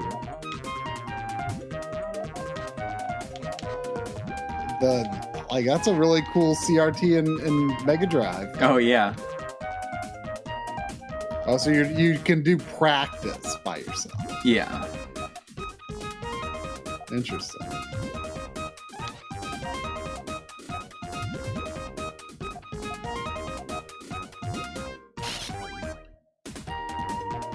To tell you the truth, I can't remember what is different about Puyo Sun rules. There's some difference. Fire. Yeah, there is a CRT filter on here, and you know, like I think at this point, like it just includes a CRT filter because like they feel like they have to for whatever reason. Mm-hmm. And you know, like we are very, very spoiled with CRT filters at this point. Yes. But and it's clear that they're just like, oh, we don't like, let's just put it on there. Like we won't spend any time like trying to like make it look good. It doesn't matter at this point. I see Replicant saying CRT filters will never look good at 720p, and that's true. But if you just do scan lines by themselves can look quite good at 720p.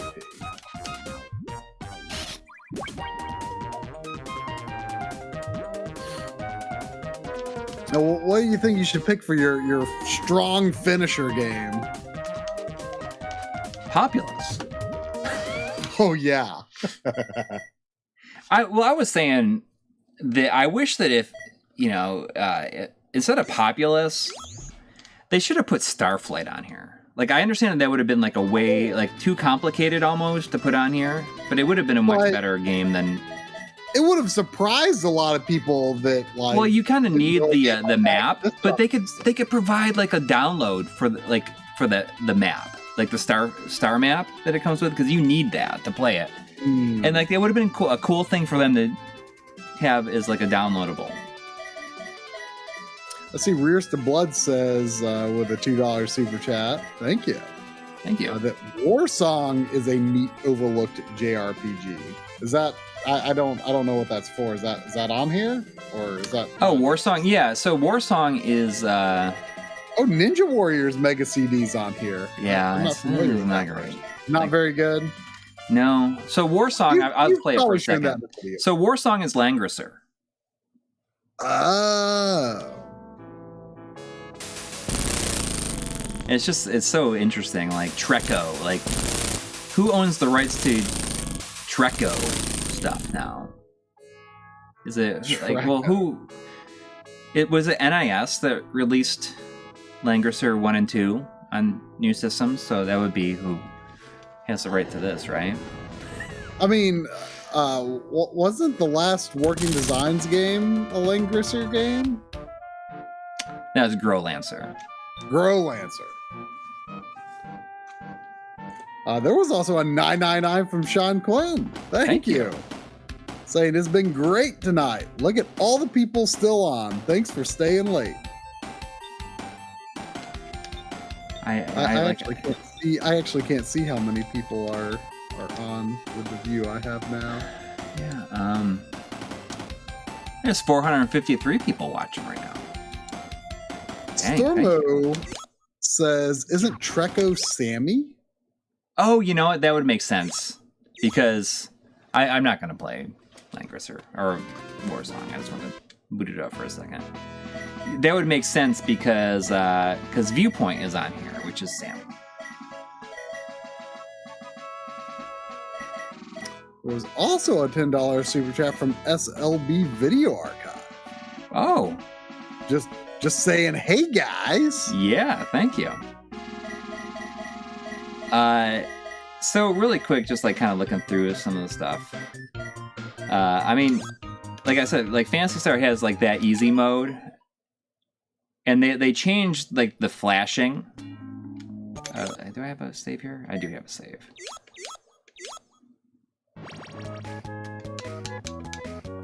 I was like grinding for a little bit so I could show something. See, the walking speed is way more manageable now. I mean, since you're buying this thing, like maybe you should play fancy.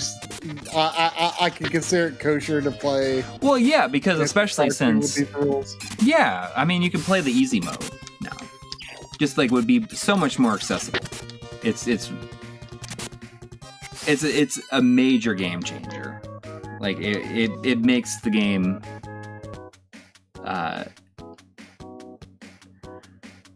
you know, I mean, I would think like about more time conscious.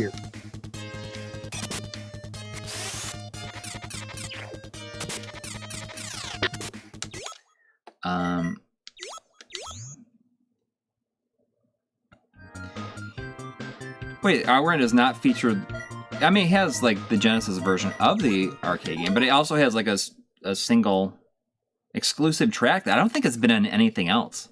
I'm sure Joe could probably let me know if it's been anywhere else, but I feel like it's only been, like the Step on Beat has only been in this version. I don't think it was even like anything else. Not even in like in Outrun 2 Coast to Coast or anything like that. And it's not bad, but I mean, you're gonna try and like. I can't imagine the pressure of like trying to make a unique piece of music for this. Yeah. It's like, oh, like literally, who is going to choose this song when you have the other three? But otherwise, this is the same version, right?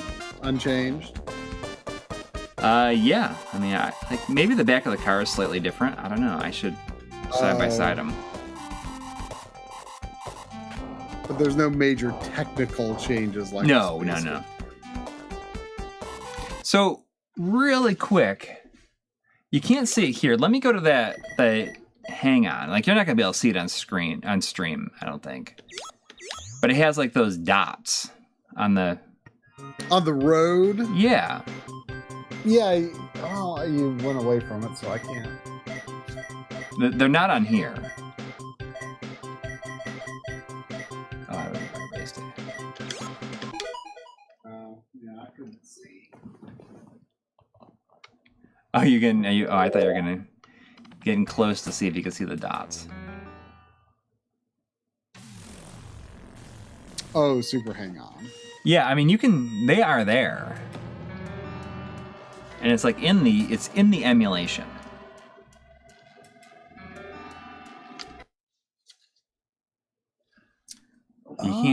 You can't see them here as well.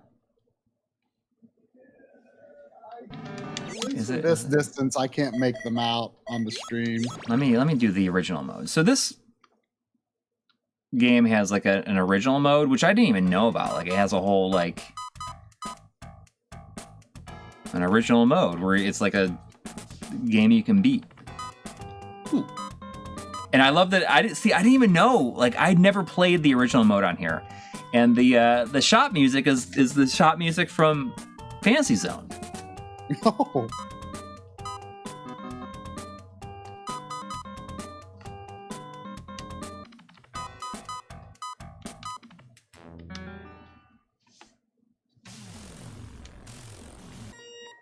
You can kind of see the dots here. Probably not on the stream though. It's weird though, like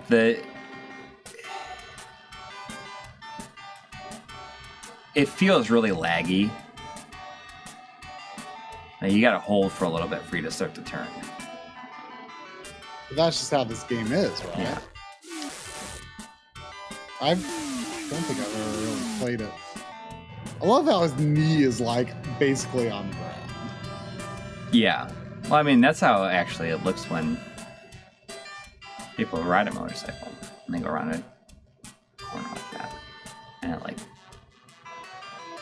Yeah. It literally looks like the road should be tearing his knee to shreds. Yeah. But I didn't know that like normally... So there normally is not a mode in this that you can beat it, or... No, you can. It's just like a regular outrun type race. This is like like someone says, like it's kind of like an RPG mode. But you were saying you didn't even know about that. I didn't even know it was in here. Like, I feel stupid because like I have this game, but I've never really played it too extensively. I played the arcade version more than I played this version. Mm.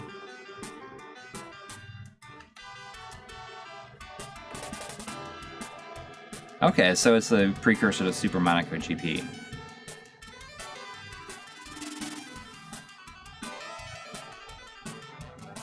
Super Monaco GP, was that on the last one? I don't remember. Or maybe there's some sort of license that they needed for that. This game makes me think of Mach Rider on NES, which I wish I liked.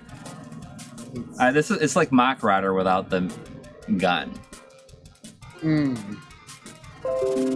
But like the whole reason I got Mach Rider like way back, like back in the Funko Land days, was because there was a Mach Rider music track in Smash Brothers Melee.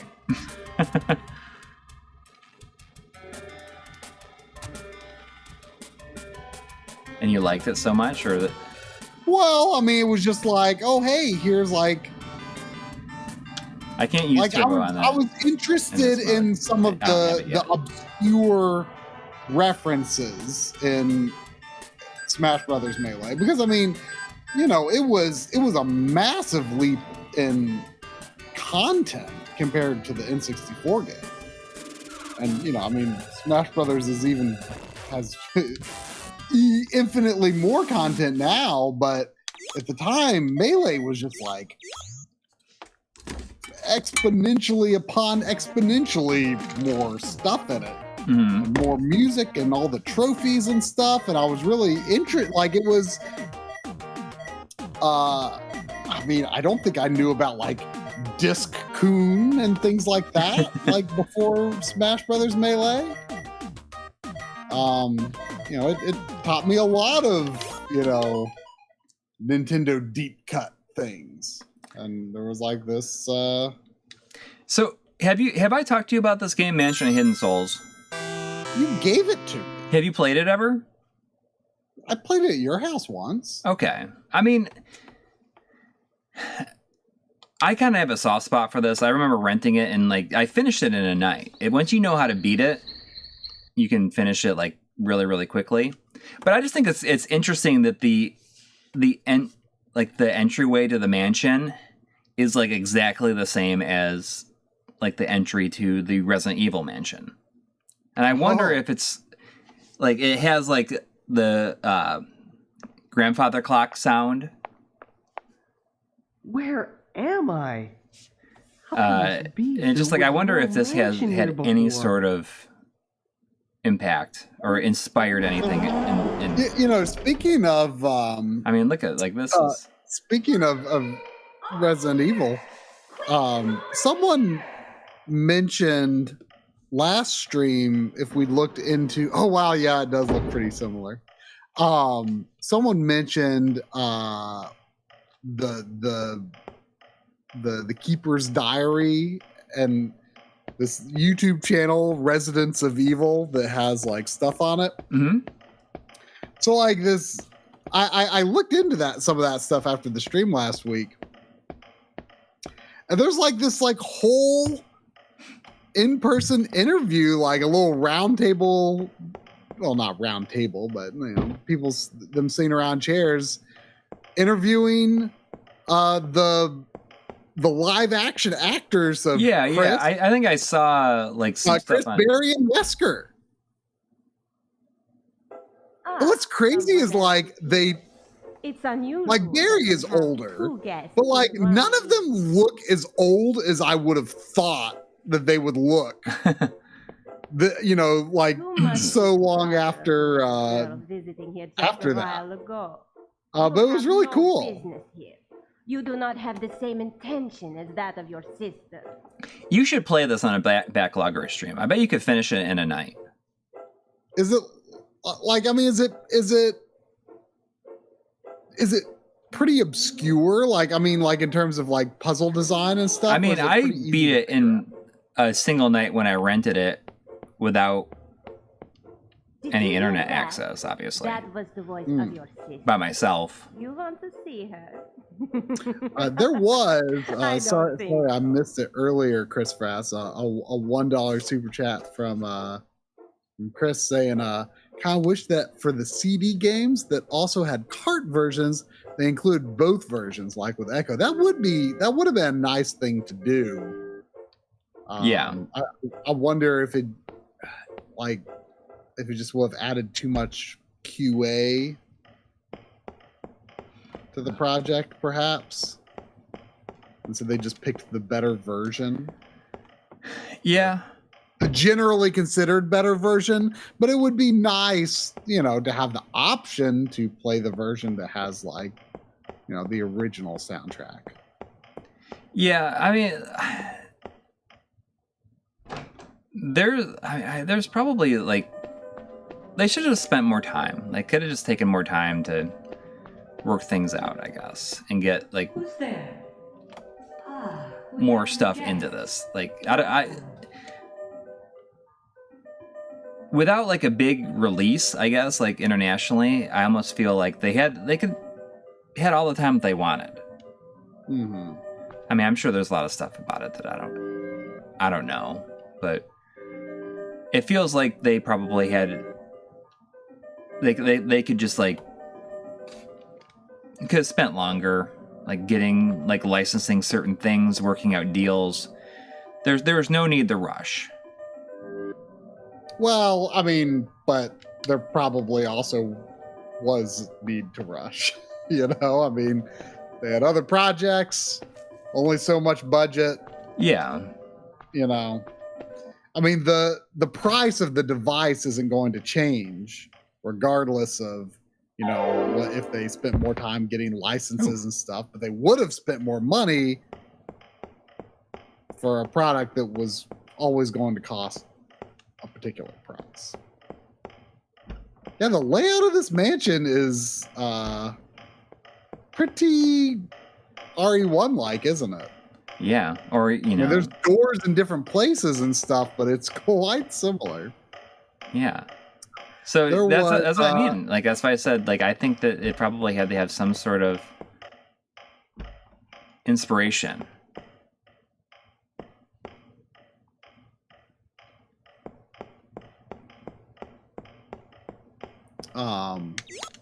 There was a $2 super chat from John the Don saying, "That's cool, Try. You looked into the RE thing." I couldn't remember if it was you or someone else who had mentioned it, because it was kind of right as we were closing out the stream. Yeah. Last time. But yeah, that was rather interesting. And I was always unclear. There was a time where I thought that the live action actors were also the voice actors. But it seems or at least some of them I thought might have been both. But it seems like it was completely separate. Just the voice actors dubbed the live action actors in some cases. And then there was a second $2 super chat from John the Don saying, "I ordered a Retrobit Super Retro Trio. Why not?" What is that? Retrobit Super Retro Trio? Yeah, I don't know. Just another one of those Retrobit systems. One of them Retrobits. Or is it like a Sega CD Genesis 32X type power supply thing? I am not familiar. Oh, it's a 3-in-1 clone console. Oh, Genesis, Super Nintendo, NES. Okay. Well,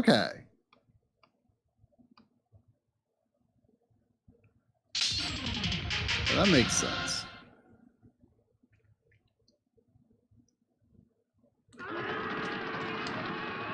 I'd never seen that Zuntata logo before. Is that in the original versions of these? It came up in a couple of the games. Yeah.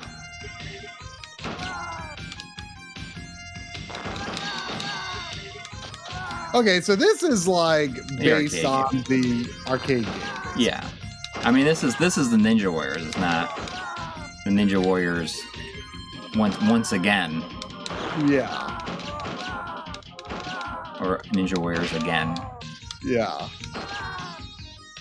I think John was saying that we need to bring again back as a sequel. As a sequel title. Yes.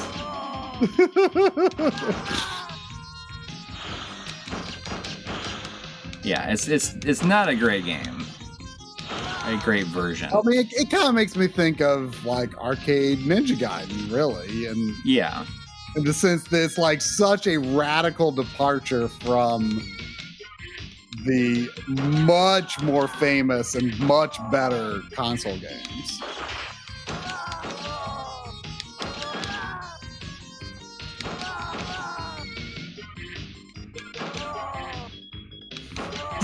Super Mario Brothers again. I'd go for that over New Super Mario Brothers. Yeah. Yeah, I'd much rather they use again instead of new. But Nintendo 3DS Yes. again.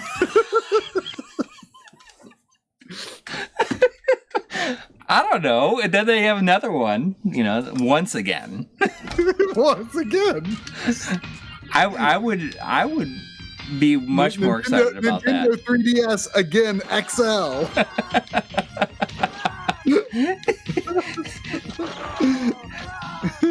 I mean, I agree. The new 3DS XL again. Oh, the 2DS. Oh, I'm getting the new 2DS again. I think I like the again coming before the XL. Yes. Oh yeah, 100%. Yeah, I think the XL coming at the end is works better, or more enjoyably at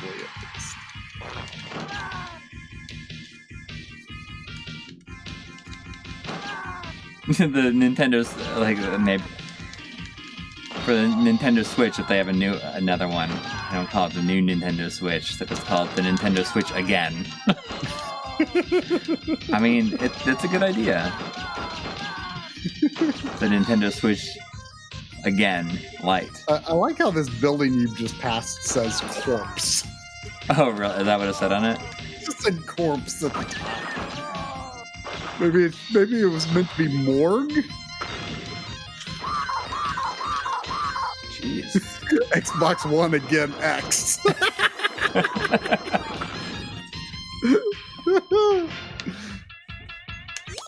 I mean, I've always wondered what Microsoft has very much like boxed themselves into a hole with their naming schemes, but I think we've cracked it. Yeah, just We've putting come up again with a on there. solution. just do Xbox Series X again. Okay. This is a good one good to end on right here. Oh yeah, for sure. Oh wait, you keep surprising me. Okay. You stopped on Rolling Thunder 2, and then you stopped on Midnight Resistance. Too.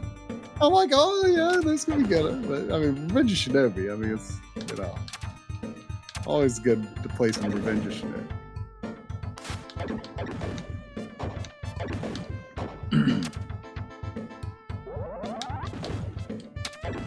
I mean, this is another one of my favorite games on the system, and it's just talking about like this and Golden Axe and everything. It's very clear to me that like I heavily favor those, like the games that came out in the first like year or two of the system. I know you say it all the time.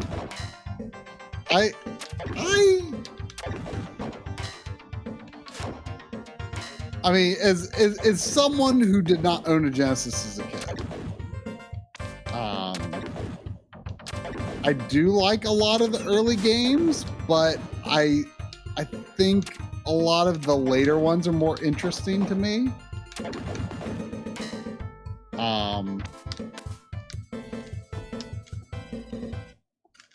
I mean, my favorite games on the system are Contra Hardcore and Rocket Knight Adventures. Yeah. But I mean more like just like Sega games themselves, I guess. Sure.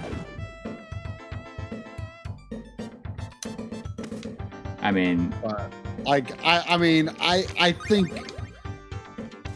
I mean, I definitely like a lot of Sega games on the system, but I would say that the Konami games are my favorite things on Genesis. And that was really why I bought it originally, because, you know, I'd enjoyed Virtual Console, but, you know, the Konami games never came to... The Genesis Konami games never came. So when you look at the color of his outfit, I mean, it looks like it's like more like whitish, but I've always like saw it as like being kind of green. Really? Yeah, I don't know why. Like I always felt like it looked like it was green. I mean, do you see it? You see it as being like white? Yeah. But there's maybe a green tint to the shading slightly, but yeah, it's weird, and you never really thought about it until recently. I mean, I would consider it like a dirty white, like, you know, it's his ninja suit probably could do with a good scrub.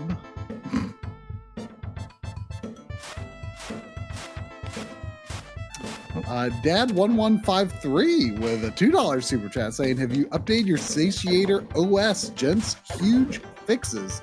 I wish I had a Satiator, but yeah, neither one of us do actually. I would love to have one, but yeah, I mean I've come close to buying one many times. I don't really honestly know that much though about where it's at in terms of compatibility and you know, glitches, but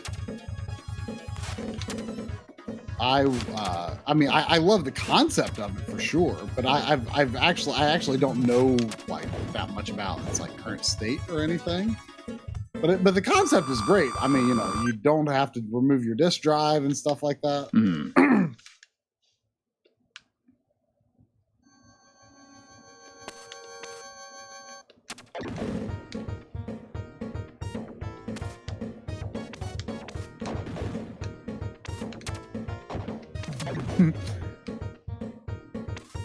Elk is surprised that we're still playing games. I mean, and I guess like I didn't realize it's like literally midnight now. Oh wow! So like we've basically played till 1 a.m. What's weird though is But we started an hour later, too. Huh? Then we if we're playing until 1 a.m. we still started an hour later then. Essentially. I know, but like I'm just saying, like in terms of body clock, like I should be more tired than I am. Like it feels like midnight to me. Oh.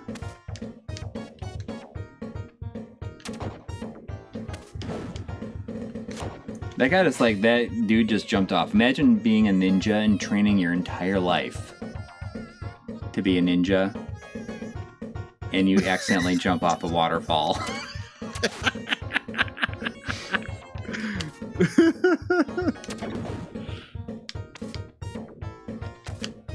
The coolest thing about ninjas is that like they explode when they die. Oh, I'm dead. That is a very cool and very factual thing about ninjas. Is that they explode when they die? Totally. Yeah, it's like how Jedi disappear when they die. Yeah, it's equivalent. Yeah, they explode. Just what happens. You jump off a waterfall. This is a pretty good lag demonstration, I feel like. Because you got to be pretty precise with this double jump in this game. The double jump is very difficult in this game. This level is a good test. overall. Yeah, this level is actually really hard. This level was kind of a big sort of barrier for me when I was first trying to learn the game. Like it's pretty tough. I used, and I honestly I can't remember if I stopped using it as I got better at the game, but early on, like I was definitely using the jump magic to beat this level. Hmm.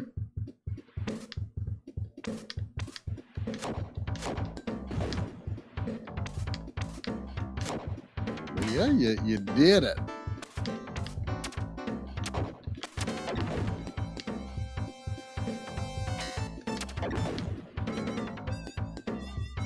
Yeah, it's a pretty picky double jump for sure. Oh, just now. we got Ashura, who's done a little bit of script writing for your scenario of the ninja train his whole life and jumping into the waterfall. Saying, Really? Today I'm going to do it. Today I'm going to make the jump. No, no, my wife is all I love them. Sandy's looking at me funny.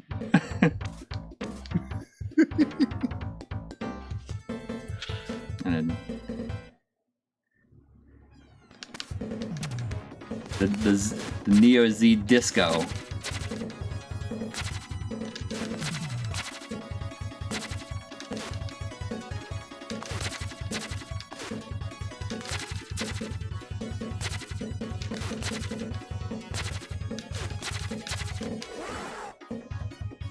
That was worth the $5.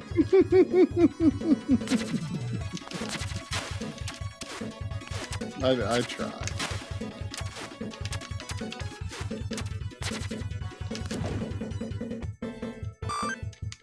Do you think I would like the PS2 Shinobi game?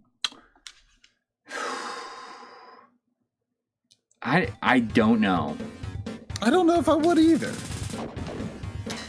I want to lean on towards no, you wouldn't. You know what? I'm going to stream that eventually, like in the coming weeks. That's a good idea. Yeah. I mean, it looks so cool, but it also looks kind of boring. Yeah. Oh man, you've really got a good rhythm on this level. This level is a bit like mind bending, I think.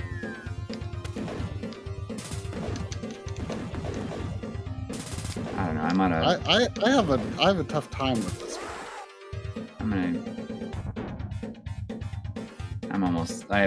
I used up all my. I'm too used to using unlimited ammo, like unlimited ammo codes. Oh.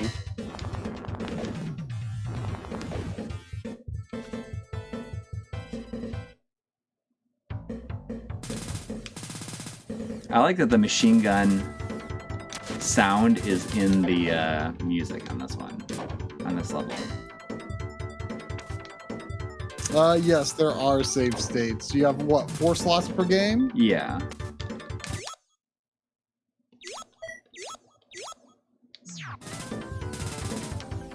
And also on Sega CD games. Oh. That's cool too. I mean, I guess it's the same system. Across the board, I guess. What? Like, I mean, the same save state system, regardless of whether it's a card or CD game. Yes.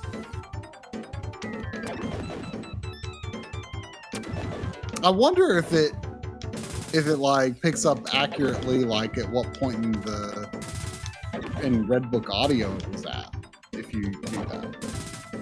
That's a good question. Like, I don't know if that would exist in memory.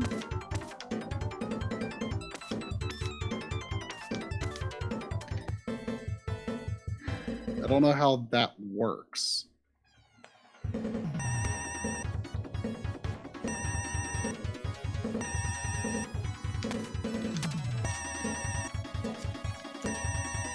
I really love the idea that in this airplane, there's this. It's being like controlled by a brain, a brain in a glass jar.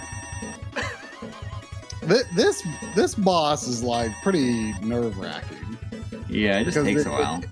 It takes a lot of hits, and it's, I think, possible, but really risky to get more than one hit in per cycle. Yeah, but what? I'm like out of ammo. You're screwed.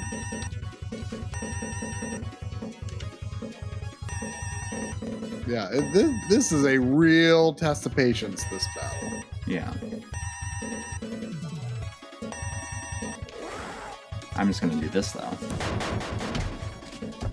This messes them up.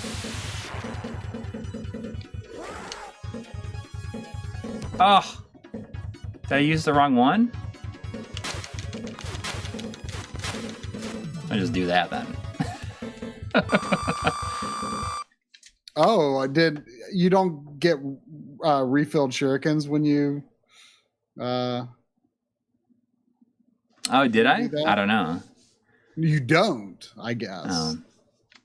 I thought that's why you did it. Nope. I just knew that it damages it enough that you can kill it, I think, with 2 of them.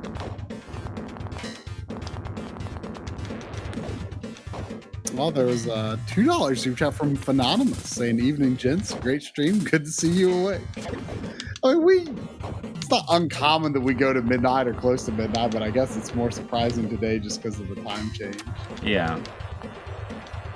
You know, there was a part in the Coury that was in a car junkyard. Uh-huh. And like, for some reason, like of all the car junkyards and video games and movies, like for some reason my mind like immediately went to Revenge of Shinobi. When I saw that, I was like, oh, this, for some reason, like I could just imagine a Arnold Schwarzenegger ripoff throwing a car at me right here. I'm gonna. Oh, I love this music on this level. Bump, bump, bump, bump, now, bump, now.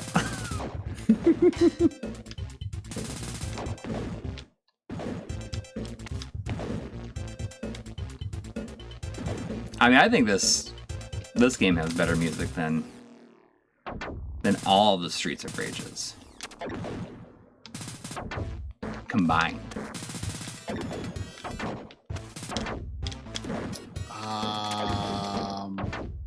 But that's probably not a popular. I'd have to think about that.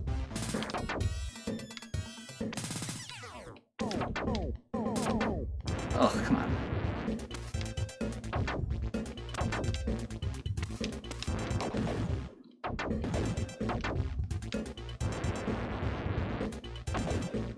I mean, I forget. Is this your favorite game on the system?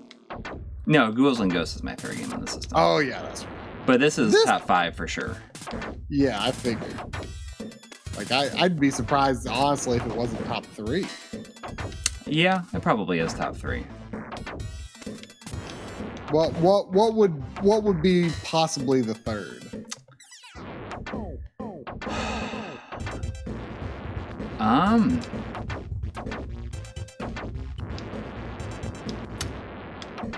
Gosh, I don't know. Phantasy Star 4, maybe. Is the 6-button pad tinier than the original US pad, or the same size? Why would it be small? It's smaller. Huh? It's smaller. Oh, really? Why would that be? Is the Mega Drive 6-button smaller than the US 6-button or something? Well, that is, but I just think that the pad in general is smaller. Why would they do that? Has that been a thing lately or something? No. I mean, just like in the original 3-button pad is just in terms of size. I like. Oh, well, I mean the 6-button is definitely smaller than the 3-button. But I thought you were saying that. It's no. It's just a difference in size. Like, it's the same size difference. Well, it sure says the Japanese one is small. Oh, it is. So I guess that would make sense that. So is it the same size as an American 6-button or not? Yes, it is. I guess I don't even know. I mean, like I assume like the Switch Online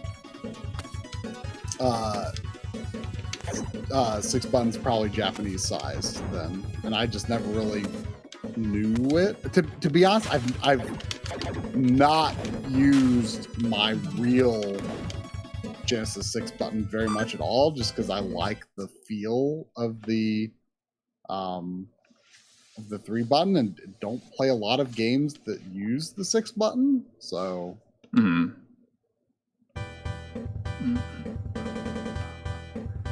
This boss is supposed to be Hulk and the Terminator.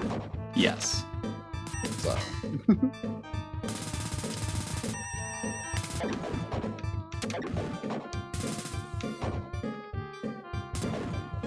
I'd have to think about what my third favorite game on the system is, though. I want to say Phantasy Star 4, but like I just don't think that I've played that even remotely as much as I played this. Well, but it's an RPG. I mean, it's not exactly pick up and play. That's true.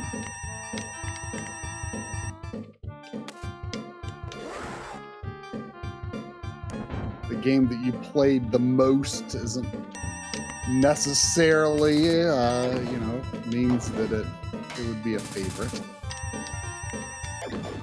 Or, I mean, it doesn't mean it wouldn't be a favorite, but it doesn't mean that the hours you put into it don't necessarily mean you like it more or less. Mm-hmm. So do you feel like seeing me play this makes you think like, oh, the lag is pretty good on this? I mean, it's obviously going to vary from person to person for their tolerance. I mean, I am able to adapt to, a lag situation pretty easily most of the time. Mm-hmm. I mean, if I'm considering Sega CD games are not considered. I don't consider them on that list. Because Lunar would be the top 3 then. Yeah. It's more or less a different platform.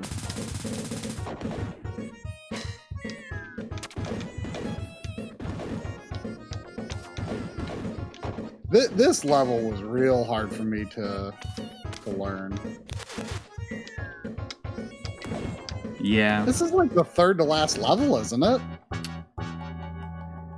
I think there's 8, right? This is 5. After this, I think is like the harbor, right? Is it? Because that's where it gets real tough. I think so. Oh wait, no. Is next level like the subway? Yes. That level where you're is on the top of the train. Yeah, the train level I found to be surprisingly easy. Yeah. Easier than this for sure. Yeah, but then it's the harbor and then I think the last level. Yeah, this level's tough.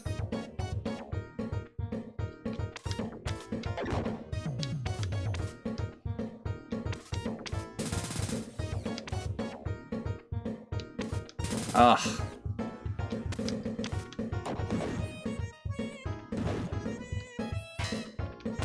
Man, I love like the colors that they have, like going off into the haze and on the skyline. Looks really good. Oh yeah. Looks like Los Angeles and smog. Yeah. Well, I think that's going to do it. I mean, there's a lot of stuff that I didn't play on here. I mean, I know that everybody was hoping that I'd play some Populous. Everybody what? Was hoping I'd play Populous.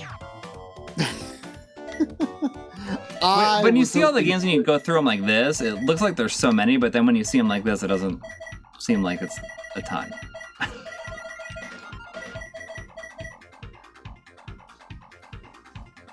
Well, I mean, you're used to seeing a massive shelf of Genesis games. That's true. That's true. That's very true. Well, I think that will do it. Can you, just out of curiosity, can you change it to show other region box art like on the first one? Yeah. Yeah. Takes a minute to load, but yep.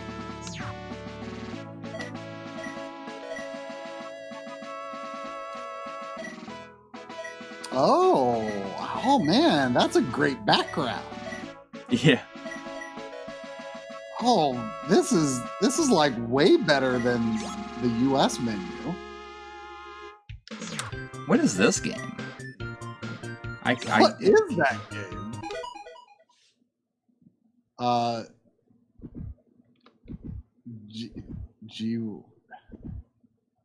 Oh, is it gonna be the Ooze? Huh? Is it the Ooze? You know, I feel like John has shown me this box art before. It is the Ooze. That's crazy. That's like horrible box art. It's interesting. So I don't know this. I wonder what it says.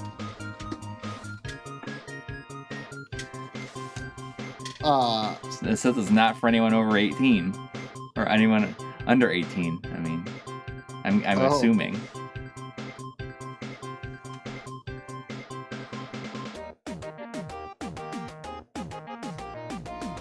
So wait, was Revenge of Shinobi really not on the first one? No, Shinobi 3 was. This one has Revenge and Shadow Dancer. Yeah, like that's kind of a mind-blowing omission from the first Genesis one. Yeah, I mean, I think it's better than Shinobi 3, but I don't think a lot of people share that opinion.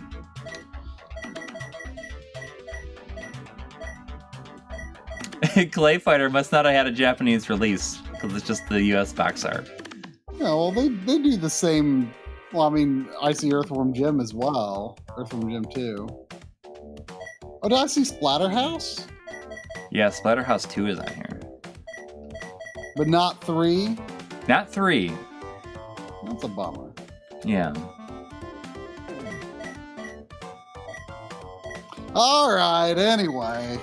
Well, thank you to everybody who donated and everybody who stuck around. This is like the biggest stream we've had in a little while. Like the amount of people watching. You know, we've been hovering like around like 250 or so. Today we were like 500 plus. Oh, dang. It was nice. It was nice to have a big stream again. You know, like it's funny because I see stuff like this and I think like, oh, I mean, with as many videos that have come out on this device, like who's going to really be excited about watching this stream? But I think that people just like to see like the variety of games and also, you know, hearing about like memories of those games, I guess. And me not knowing a whole lot about some of them. Yeah, House of the Dragon ended. Yeah, I guess last week was the what was the end? Hang on, let me we gotta do one more of these.